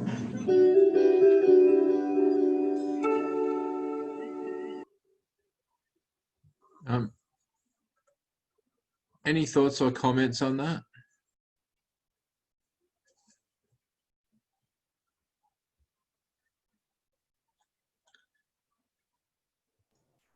I don't know, I just feel like most of it's pretty obvious. Yeah, it is. And a lot of stuff like that, it's sometimes fairly obvious, right? But if it's obvious, do we do that in society? Is it our social structure? Don't care enough. Who gets more money, a childcare worker or a university professor? Who has the higher social status? Yeah, it's a problem, right? We do. Where's all the funding go? Where's all the money go in terms of programs and things like that? Childcare workers, primary school teachers, should be the most highly trained people. There should be the most amount of money in that. You know what I mean? We pour money into social programs, corrections and justice, jails, all those sorts of things. It's costing us a fortune. But if we tipped all that money into that early years, and it's common sense, right? That's where the brain's plastic. That's where we can have the most, you know what I mean? Hopefully I can get you to think about a few things a little bit differently in this class. But most of those really important things happen in early childhood. So why don't we do that? Well, the government doesn't give enough funds for it. So why not though? They're too busy having their own holidays. Oh, possibly. I don't go into too much of those sorts of sides of politics. When do you get the outcomes? If you're tipping all this money into child care and getting psychologists developmental psychologists doing programs. You're not going to see the effects until the kids are teenagers. Until they're grown up, right? They're teenagers, they're adults. So yeah, it's one of those ones where it's hard to justify, because you want to go, okay, I'm putting money in, where's the evidence? And the cynical part, anyone ever watch Utopia at all? The Rob Sitch, all those Working Dog crew. It's about a government department, or it is fake government department sort of mockumentary. This notion of, well, I need to give, if politicians are putting money into this, they need outcomes. They need something to put on their election and say, look at all the results we got from where we're spending the money. You can't, put all this money in this year and go, oh, just wait in 20 years when you see these kids grow up, you'll see where all the benefit is. It's that kind of, short-term thinking, immediacy stuff, which is something we're going to overlap in health psychology, actually. Is the same sort of principle about why we do all the stuff that's bad for us, even though it's common sense that there's a lot of stuff that's not good for us that we do, as far as drinking and drugs and smoking and going out in the sun, all those sorts of things as well. But it's a really interesting thing, as I said, the way that we fund education. But the message, one of the key messages for that, for people that are, getting into social work and psychology, is hopefully you get a sense, I think more of a sense of, it's obviously you want child to have an attachment figure, someone to look up to, but just how important and how powerful that can be for some of those kids. And the research is interesting. I talked about this yesterday. It doesn't have to be actually that child doesn't have to spend time with that attachment figure to find the benefits. If a child knows that there's somebody there that cares about me, that is interested in me, that trusts me, even if they spend almost no time interacting, that's a really powerful thing. Do you know what I mean? So yeah, if you're doing social work or something, you might go in and see a family very, very briefly. But in that short period of time, you know, if you're good at those relationship skills, you can have a really, really profound effect in just, you know, very brief meetings and things like that as well. All right, there's a thing on core strengths you can have a look at. I've got a few of those links in these slides that I'll post up once we finish today, but also some other ones. I just want to reinforce a couple of things. In the exam next week, I said I'd ask you some things about Piaget's stage of development, particularly like identifying between the different stages and some of the concepts that help me identify between sensory motor and pre-operational and pre-operational, concrete operational. So just as a couple of quick practice questions, sensory motor, pre-operational, concrete operational, formal operational. See if you can identify based on this information which stage the child might be in and why. Lost my language capacity. So Kwan and Luke spend all morning trying to crack the code of a complex interactive computer game. Would they be in the sensory motor, pre-operational, concrete operational, or formal operational stage? You can type something in the chat if you want, or you want to yell out. I'll give you a minute just to think about it. I would do this on a Socrative normally and look for your answers, but we'll speed things up.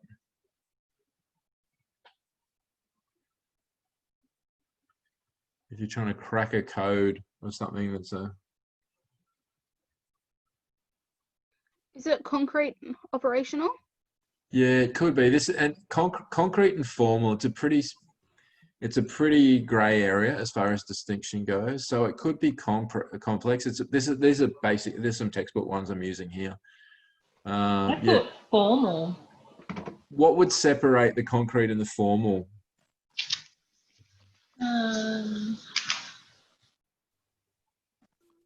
Just looking at the age of it though, like. Oh yeah. If concrete is 7 plus, 11. Yeah. Formal is 11 plus. I just couldn't see a 7. Cracking the code of a computer game. No. Yeah, and that's one way to approach it. That's not a bad way actually too, by looking at ages. The key distinction, and again, this I'm not likely to ask you a question to distinguish between the concrete and the formal because it's a little bit harder, but probably the key is abstract mental representations. So in this case, if you're cracking a code of a computer game, can you visualize cracking that code, or is that something that's a little bit more abstract? So probably you'd go to formal, which is what I've got as this one, or what the textbook is. I think I'll stick to the age range. Mainly because of that abstract mental representation, but the other ones here are important because these are more like the ones. So this is a really good example of the sort of thing I might ask you about. Ryan watches his father transfer orange juice from a tall, skinny glass into a short, round glass. Where did all the orange juice go? Asked Ryan.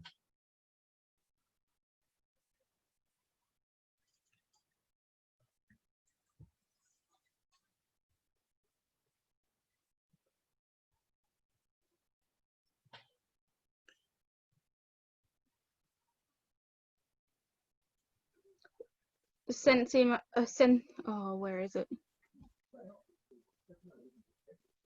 So there's a concept here. So as I said, this is a good one to practice because there's a concept that involves another concept that would distinguish between this. So would it be sensory motor, is it pre-operational, or concrete operational? Formal, we're out for this one. Object permanence is how they pass into pre-operational, isn't it? Yes. Is this object? Oh, I see what you're saying for that. It's not. Yeah. I can see where you're getting object permanence from. Where he's saying, "Where did it go?" Yeah. This is not really. Yeah. Is it the pre-operational stage? Is that what you're looking for? Or... So yeah, what's the concept here that Ryan doesn't get? Oh. The value of how much is in the cup. How it changes the shape of the cup. So what's that called? That the properties of something will stay the same. Centration is what leads to it. Yeah. Anyone know? Starts with C.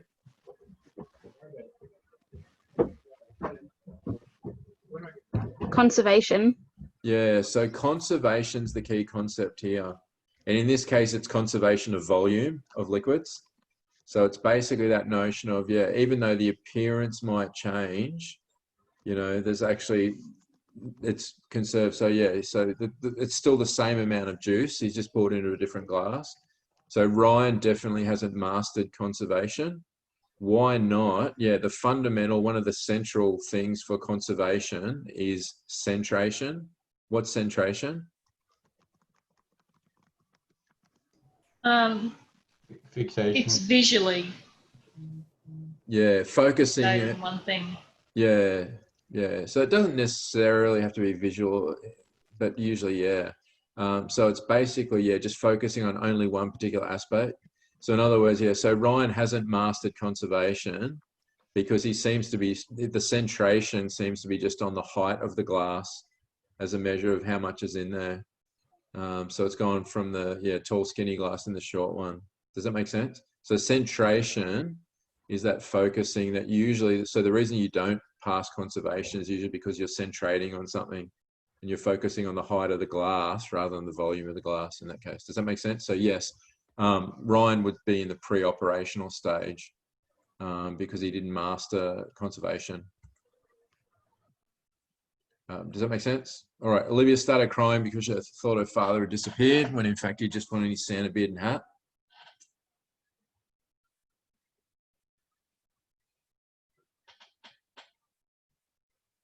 This might be your one, Laurie. What was the? Oh, the sensory motor. Yeah, so yeah, what's the concept? I think you mentioned it before for the other one. Object permanence. Yeah, object permanence. Yeah, that where did it go? Was probably a bit of a bit of a misleading one on that last bit. But in this case, yeah. So she's crying because she thought her father disappeared. So yeah, this is someone that's in the sensory motor stage because they haven't yet mastered object permanence. Does that make sense? Pretty straightforward. All right, and the last one, which hopefully you should know the answer to. Basma's grandma shows her a bunch of 9 roses and 3 daisies and asks her, are there more roses or more flowers? What would you say to that? More roses or flowers?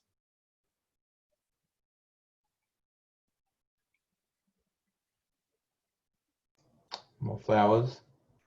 Yeah. So how'd you work that out? Because 9 plus 3 is 12. Yeah, so roses and daisies. So again, this is a sort of a nice little test. Basma said, yeah, there's more flowers.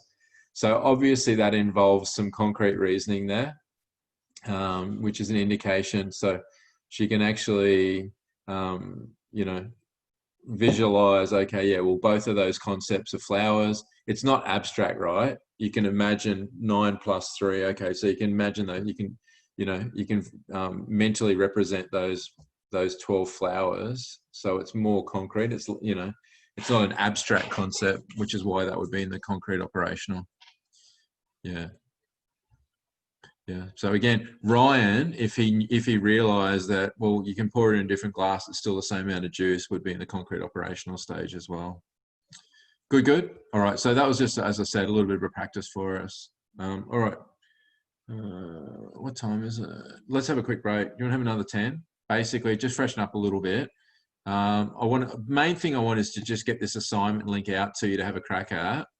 I've got lots of slides on the assignment, but I know people are trying to focus and get ready for the exam. But I'll spend, we probably won't go the full hour, but I'll spend at least half an hour, and just to point out where everything is for the assignment, give you some tips, some of the things, show you what we did with the survey stuff, just at least so you've got it started. So if you want to particularly have a look at it once the exam's finished, you can do that. But we'll have a break and we'll come back in 10. I'll just...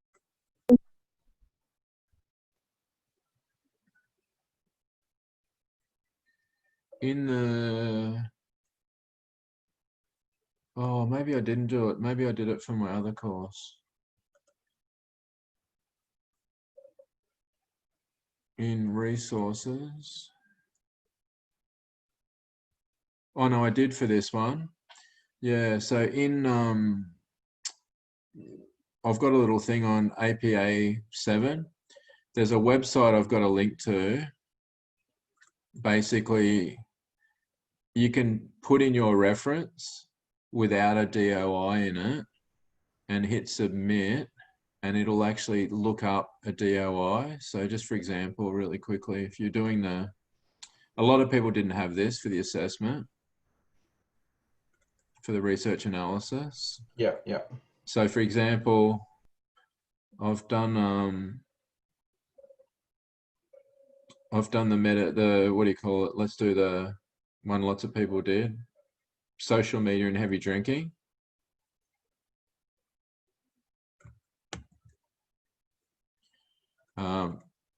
And I've got the reference. So I've got it by surname, etc., etc. Remember, you don't need to do it for this to search for it. But remember, the journal article has to be in italics. The volume number has to be in italics. But the issue number, if there's one in brackets, doesn't have to be, or anything else in it. But I can actually go submit. Have you ever used CiteThis for me, Tony? I haven't, no, but I know of it. Yeah, it's really good for that. Will do similar. You can put things in, and it'll actually do the APAing for you. Yeah. But it doesn't seem even Word doc now. You can type in the names of people, full names, and this and that, and it kind of then puts in APA. So that's the format now. So the old one, you used to just put DOI semicolon and then put the DOI number. Now that's the format. There's some things in the report to do with what's bold and what's not bold. One of the good ones is, it used to be, for the first time you cite a reference, you'd have to list all the author's surnames up to 6. And then and then over that, now it's changed to 3. So basically, yeah, Smith and Jones, yes, you have to do, but Smith, Jones, and another one, you can just put Smith et al. So there's a few bits and pieces. I had some stuff somewhere, like some cheat sheets on that, but yeah, that's one of the things. I'm not going to punish you if it's at least APA 6 for it. Yeah, cool. But yeah, ideally some of the stuff you'd like to do for APA 7. I've only just got a copy of it now, so there's a bit of stuff that I'm sort of trying to get my head around too.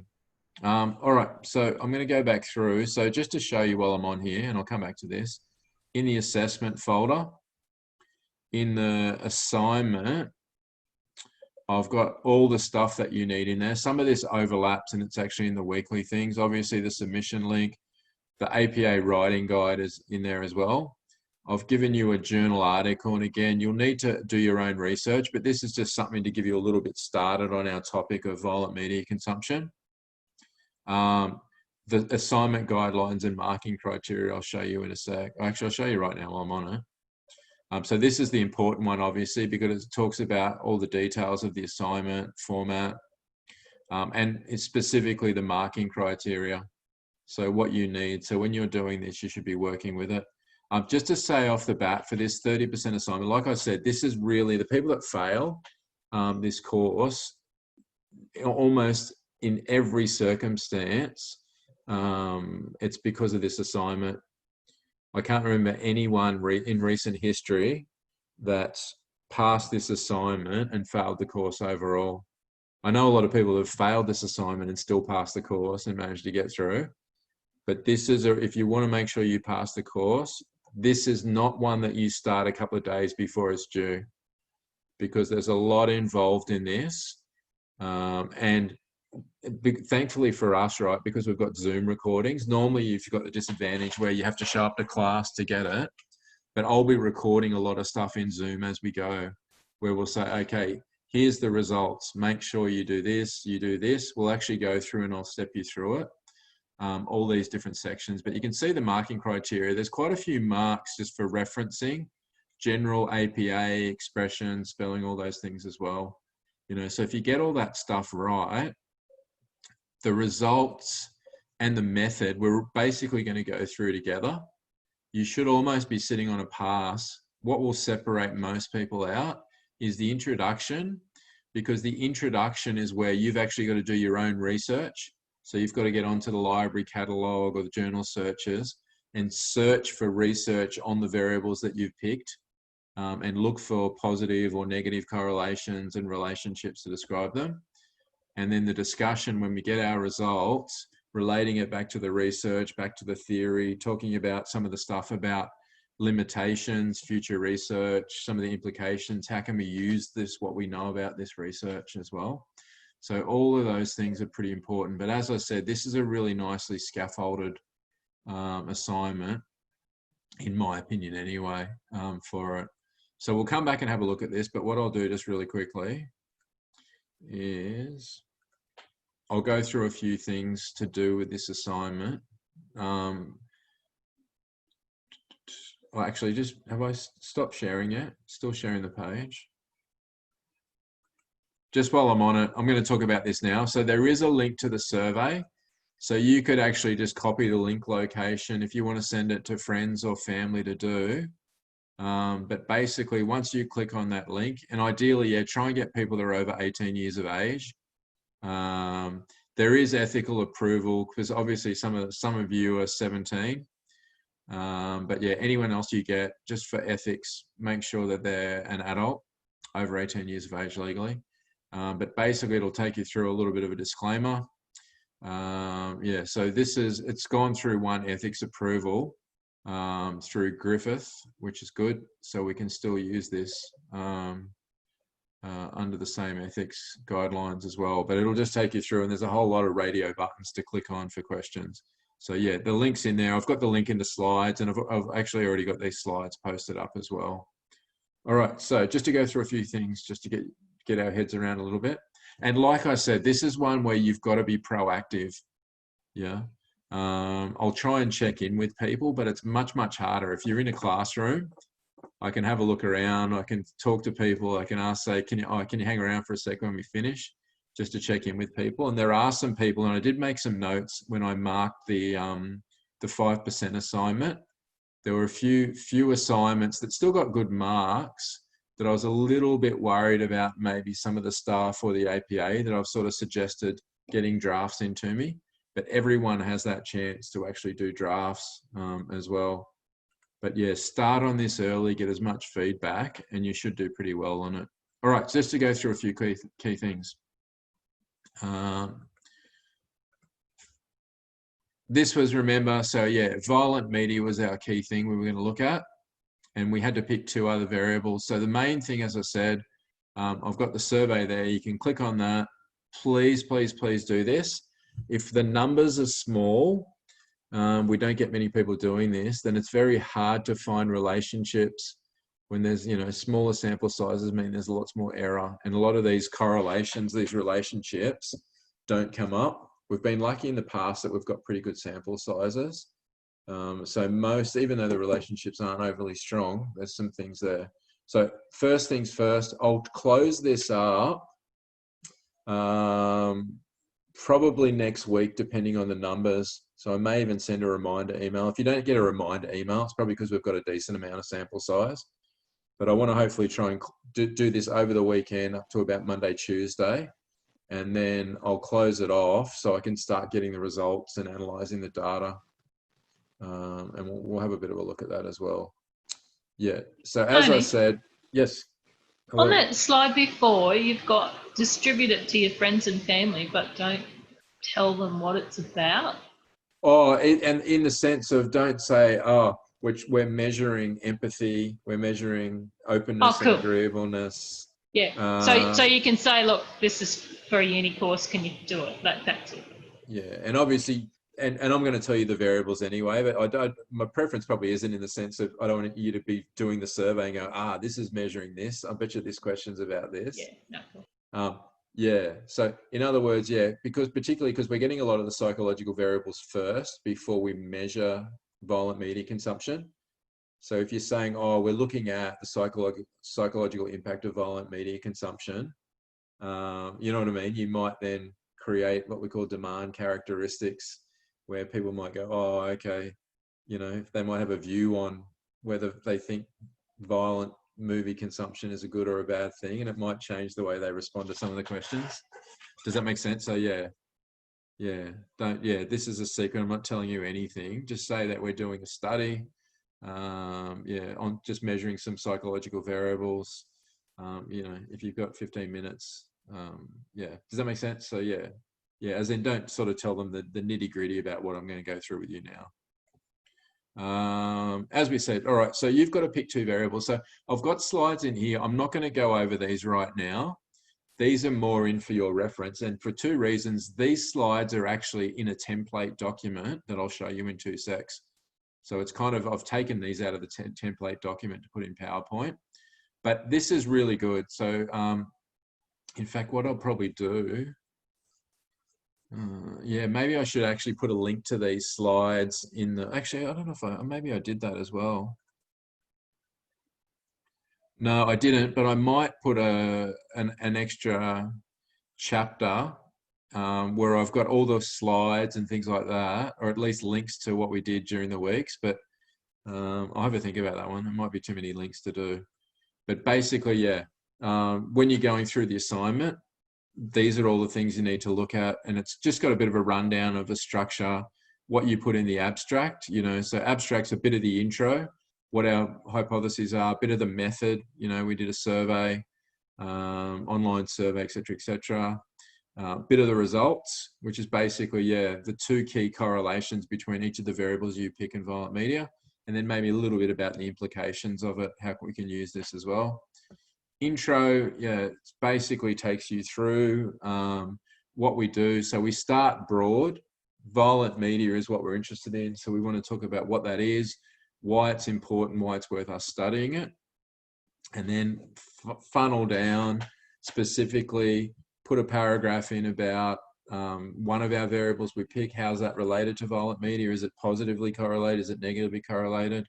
And obviously you need to back that up with evidence from the literature rather than just your personal opinion. So it's not an essay, it's actually a report,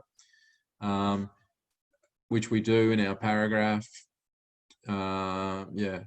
Then basically we get a second variable. We talk about what we think, what the predictions are for that.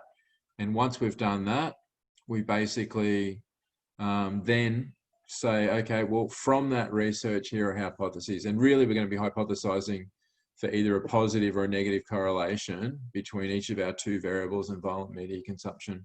That's the stuff we're going to go through a little bit later. Method, it talks about all the sections, what we need in it. And again, we had some examples already in our Prac 3 write-up. If you go back to our week 3 learning experiences, you'll see the slides there where I gave you a little participant section. Total number of participants, gender breakdown, where the participants came from, etc., etc. So I've got a little bit of a reminder in that.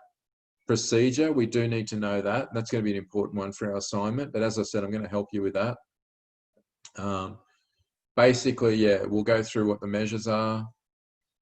And again, here's the instructions. This is what I need to do. So just to point out from going through these slides that you'll probably think that I had 4 different versions of the exam. If you ask people, what was the assignment? What's the assignment like? Was it easy? Was it hard? I want you to be in the group of people that get a really good mark on this and go kind of, I don't understand why people were worried. It was like really easy. Tony said, this is what you put in it. This is what I write. I've got some examples from the pracs we did in class to follow along. And basically all I had to do was just write what Tony said to write, do a bit of extra research and look up my own journal articles and reference them. And it's pretty much there. That's what I want you to fall in. That unfortunately though, people try to do all this very close to the due date. And this is not something, as I said, this is warning now. It's not due till week 11. So we've got a long, long time here. We've got basically 2 months till this is due almost. But the earlier you start, the better you'll go. And the nice thing is, as I said, you can do a Zoom with me. You can say, look, can we have a look at, I've done a results section. I've done a method section. I've done the intro. You don't have to have a finished product. You can work on bits and pieces. And hopefully from about next week, I'll have the results up and things like that as well. So again, results in Prac week 6 and week 7, we're going to do our Prac 2, which is we're going to do a little in-class survey. So it's kind of a cut down version of the 30% one on happiness. And I'll just get you to fill out a little survey on Socrative, but I'll do a results write-up for you and a bit of a method section. And then we'll go through that in week 7. That will give you a really good sort of grounding in what you need to do for your method and results as well. So as I said, if you're paying attention, like I said, Zoom's here now, so you'll be able to go back and watch it. Yeah, I don't know where to go with the assignment, what to do. Hopefully we'll have some really good Zoom videos for you to watch where I actually show you, tell you how to do that through those examples as well. Even the table, all that stuff I'm going to help you with, so you don't need to know a lot of that as well. Discussion section, statistics. Like I said, I'm not going to go through this in detail now because we'll get the exam out of the way first before we worry too much about it. All right, what I will do, a few people have actually said, I want to start doing some research, I want to start looking at it. You probably could do that before the results. So again, don't go when you're doing the survey. I don't want you to try to read into this and try and pick what the variables are or anything. But just to get you thinking about, if you want to start thinking about what variables you want to choose, I have to point this out because I didn't do it last time. We measure some demographic data for the participant section, you know, how old the participants were on average, gender breakdown, ethnicity, etc., etc. Some people have picked like age or gender as one of their variables. We're not using demographic data, we're using the psychological variables. So yeah, I just made that mistake. I thought it was kind of clear. Particularly because there wasn't even a correlation between any of these, but all of these things that I've got here will be correlating. So to start at the end, everyone will use violent media. So we're measuring violent media. So we're going to have one measured variable that tells me about high or low violent media consumption. So it's going to be a numerical scale that we calculate. And then basically we've got a whole lot of psychological variables, you know, and what's psychology about again?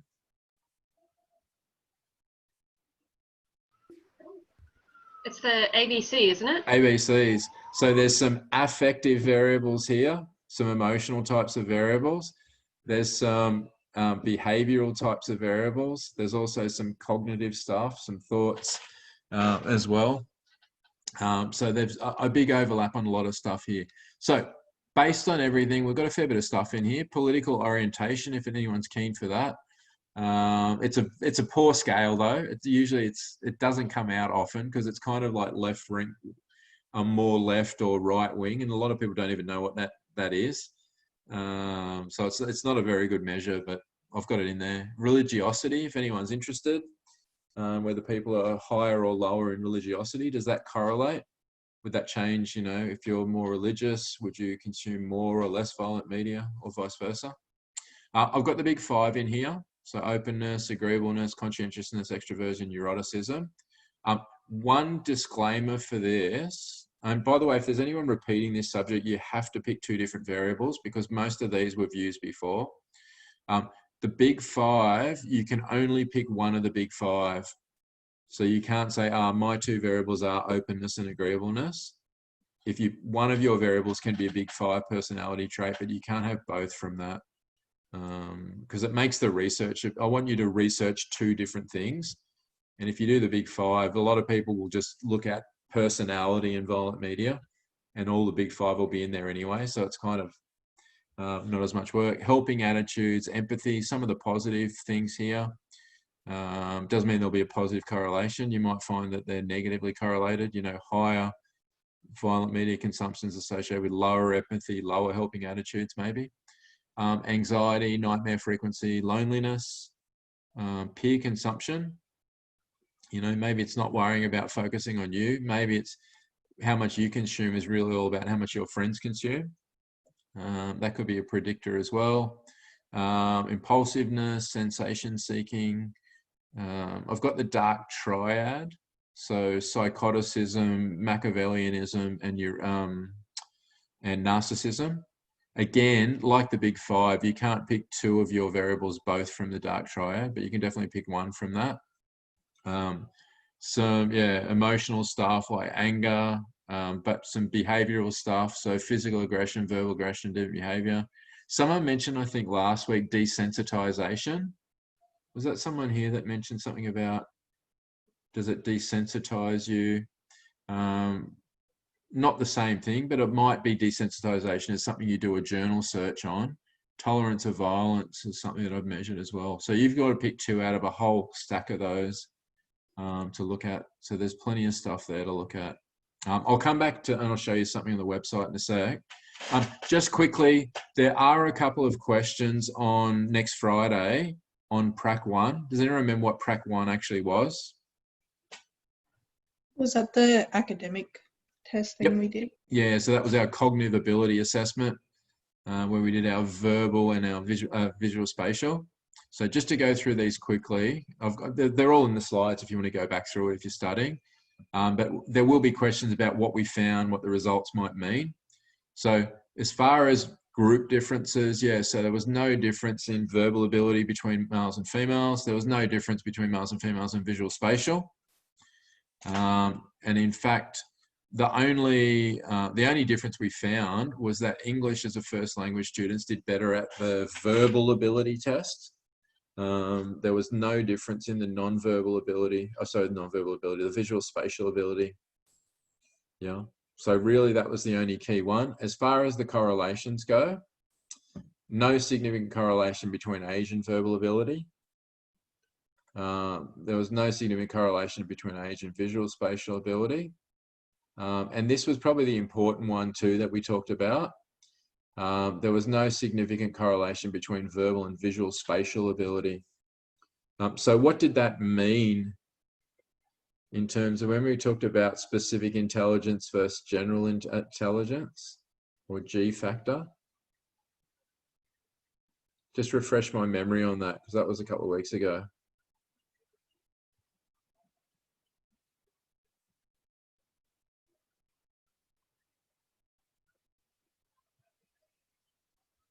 What was the notion of general intelligence versus multiple intelligences? And how would a correlation between these 2 tests help us to understand that?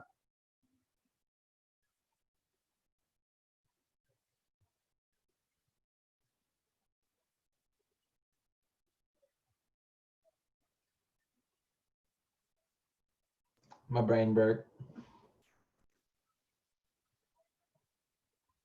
But you're a good social person, Josh, right? You felt like, oh, I can't leave Tony hanging. I've got to make a comment at least to acknowledge the silence. Is that right? Yeah, exactly. Good man, good man. I'm pretty comfortable with silence, by the way. But as I said, I don't expect people to call out. There's a few people I haven't even seen their face, so I'll probably only see your face next Friday night for the first time when I force you to turn your cameras on. Is it saying that there's like a little bit of general intelligence? Yeah, so if there was this thing of like a G factor, and we had evidence for a G factor, what would we expect to find if we tried to correlate verbal and visual spatial? Would they be correlated or not correlated? If there was such thing as a general intelligence, a G factor. You think correlated? Yeah, so we didn't find a significant correlation. So what would that suggest as far as us having evidence for a G factor? Do we have evidence on? But there's no evidence. Yeah, so in this case, we don't have any evidence. So this is the sort of interpretive stuff that I might ask you about. Yeah, so in other words, yeah, if I ask you this in an exam, yes, you might, if you know there's no significant correlation, great, that might help you. But what does that mean? It means if there's no correlation between the verbal and visual spatial, that there doesn't seem to be any evidence from our study of a G factor or general intelligence. So because they're not correlated, it would more suggest maybe that there are, verbal and visual spatial ability aren't related. So more, I guess, evidence in a sense for multiple intelligences. They're 2 different things because they don't go together in some sort of general G factor way. Does that make sense? Yeah, but and if you were thinking from like a limitation perspective, it was a small sample size, so you could say you might have to do a bigger.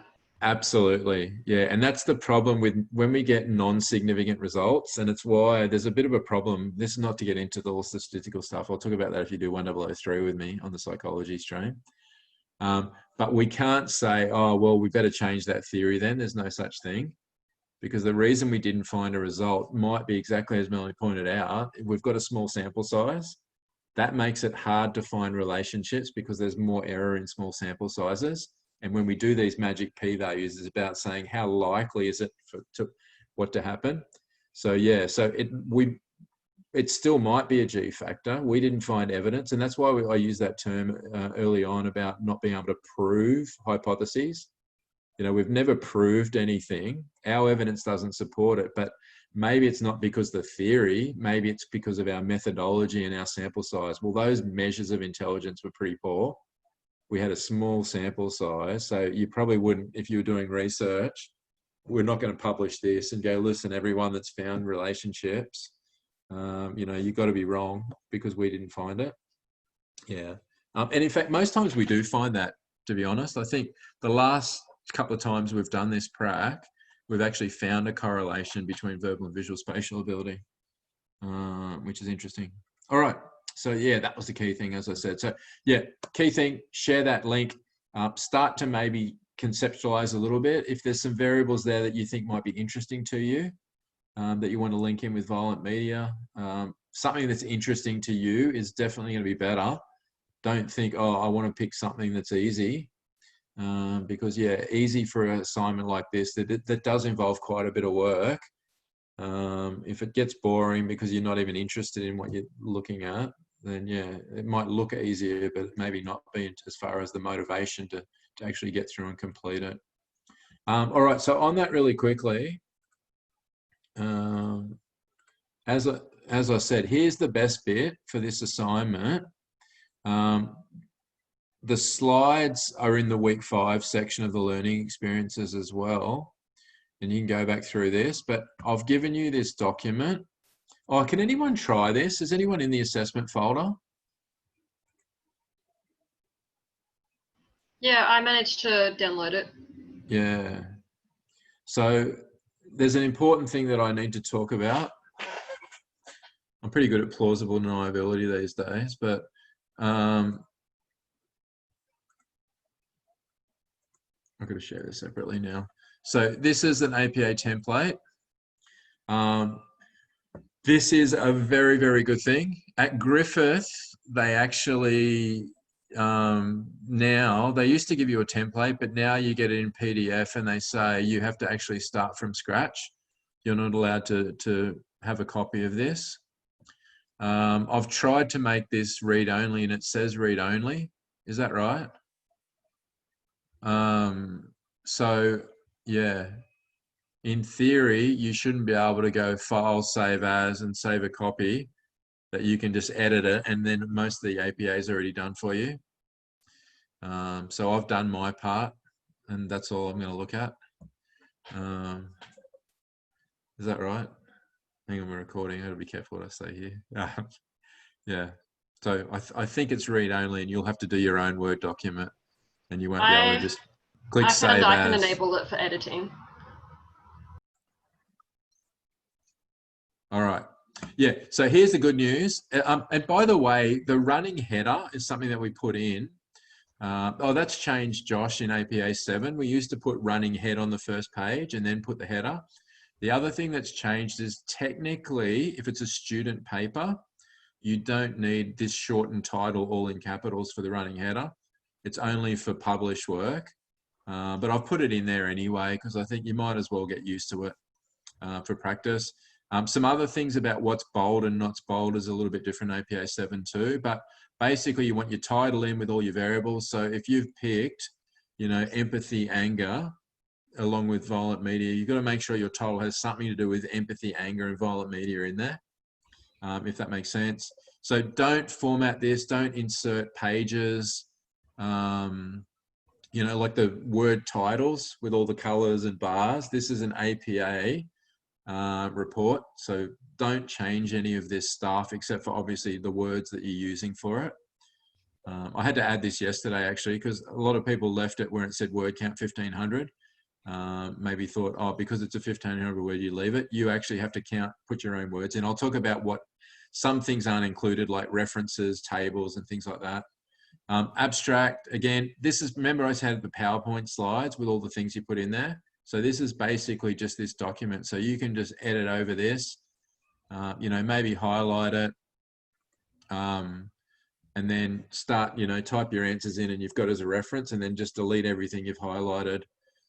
Yeah, just don't leave my things in there. So if you leave in there, in the first paragraph, introduce your topic or something, then you're going to lose lots of marks really, really rapidly.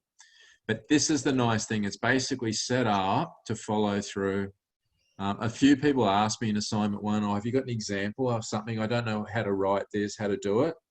Have you got a previous one to look at? And the reason for the first one was I just wanted to see where you're at and what you came up with. Now, though, if you need it, you know, I've got a paragraph. And again, you don't have to keep this format, but I've basically got paragraph by paragraph. There are a few traps in it. And this was something that Griffith used that I was about to change. And I thought, oh, you know what? I'll leave this in. Things like this, I hypothesize. What's the problem with that? Not third person. It's not third person writing. In the method section, was rather than is. So it's all past tense. Methods results is all past tense. So there's some things in here, but it's got all the stuff we had in those slides. So you can basically go through where it says variable 1 or variable 1 name. Just make sure that you have no variable 1s in there. Some people put variable 1 empathy. Just you replace that with your variable name. So it's got a measures section and it says, okay, make sure you put the scale, etc., what it was, what it did. Here's the good news. You need to do that for your 2 variables, and I'll help you with that once we get the results. But violent media consumption, I've already done for you. That one you can copy and paste. So you don't have to change that. So the plagiarism will go up a little bit on this. But if you know that, you don't have the results yet, and I'll show you the scales once you do the surveys. But once you know how to do it, how to reference the scales and all those things, it's really easy then just applying it to your 2 using the same sort of structure that I've got here, if that makes sense. Yeah, results section, I'm going to go through all this when we do our Prac 2. I've even formatted the table in APA for you. It's got everything in there. All you've got to do is find some numbers in the results sheet that you'll have in a couple of weeks' time, or maybe next week as well. What do I do in the discussion? What do I do in the other bit? You know, limitations, future research, conclusions. I've even given you sort of an example reference for APA. I added the DOI yesterday.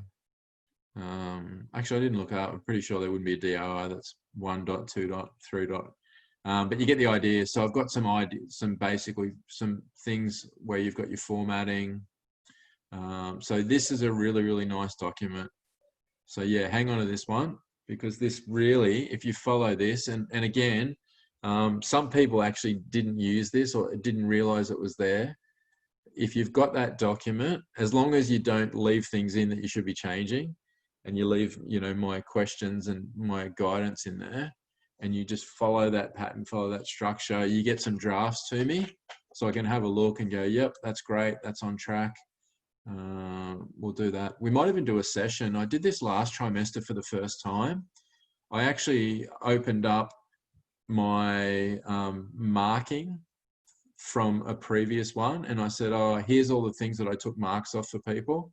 So I actually kind of went through and told you what you're most likely to lose marks for. We'll probably do that when it gets to around week 9, week 10, just so if you've got something, hopefully by then you'll be able to check it off and go, oh, yep, I've done that, I've done that, I've done that.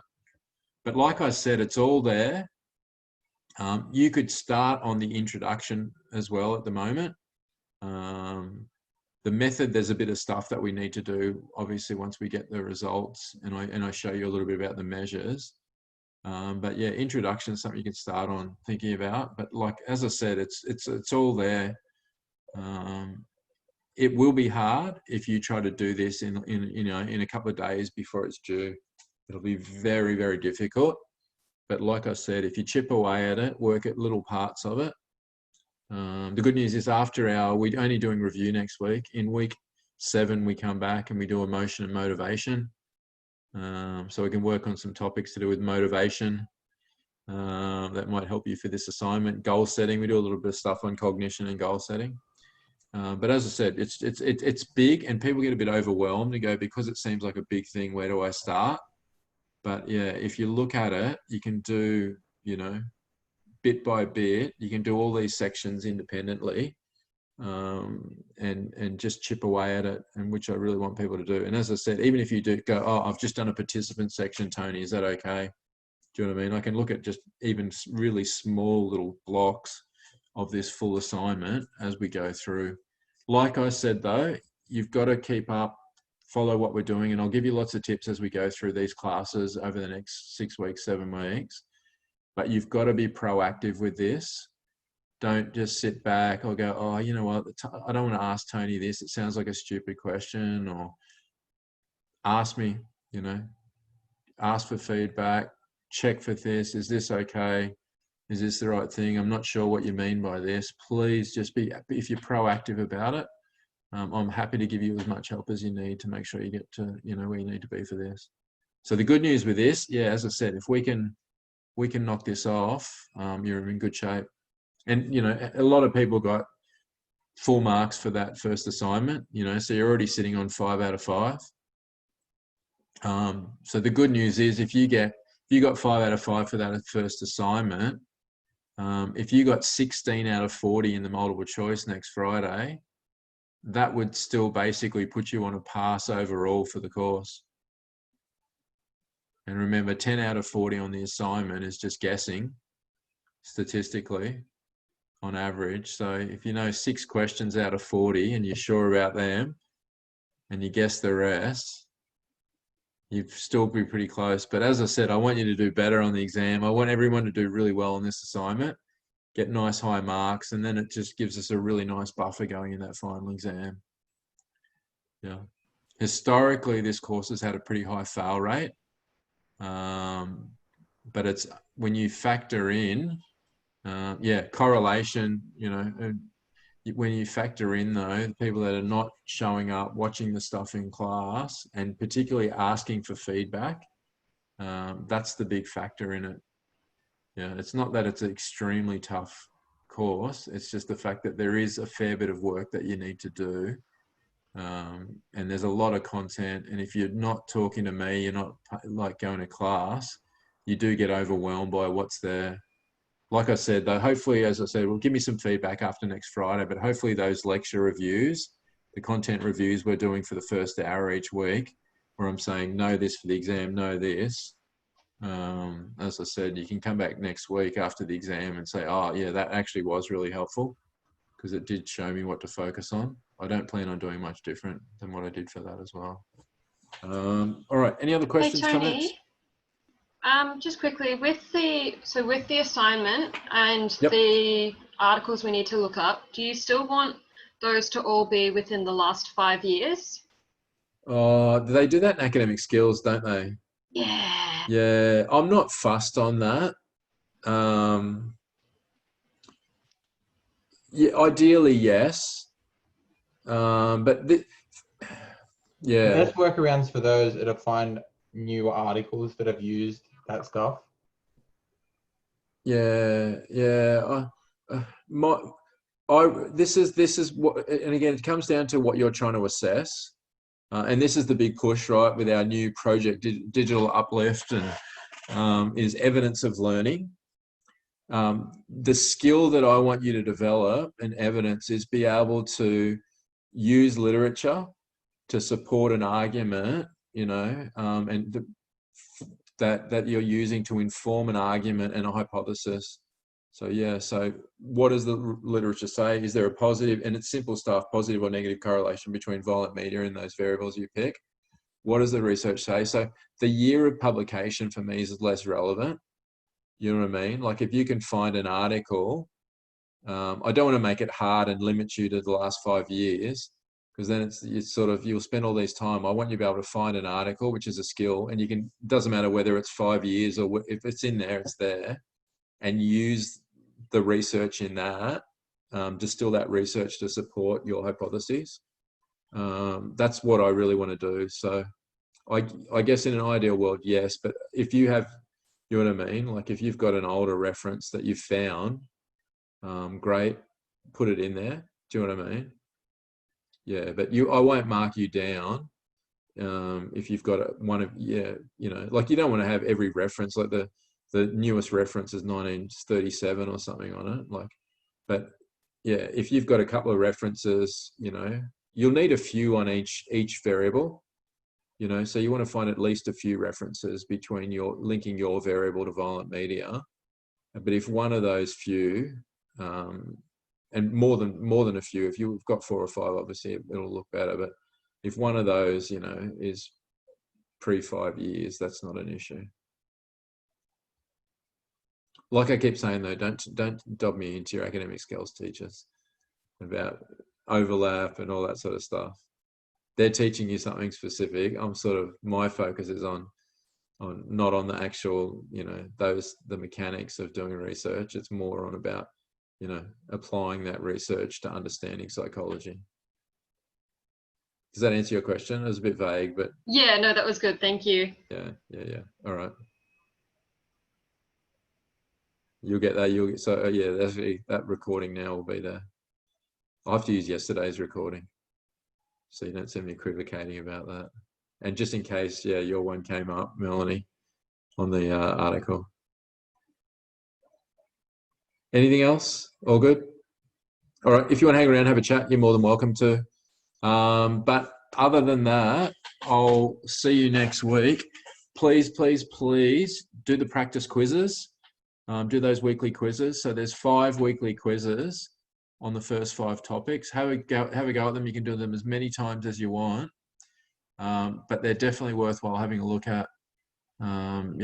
They'll give you a bit of a feel for the questions, what's in there. And then we'll see, as I said, we'll test you out next week in a quiz. So next week, really, just if you've got any questions, anything you want to clarify, we can do that. But really, we'll probably have a fairly short class next week, and we'll just do a quiz together, and we'll go question by question, just to get a feel of what you're answering. Hopefully we'll get some strategies about approaching it later on. So it'll kind of be your warm up for your test later on in the day. Sound good? All right. Thanks, everyone. Have a fantastic weekend. Thanks, Tony. What time is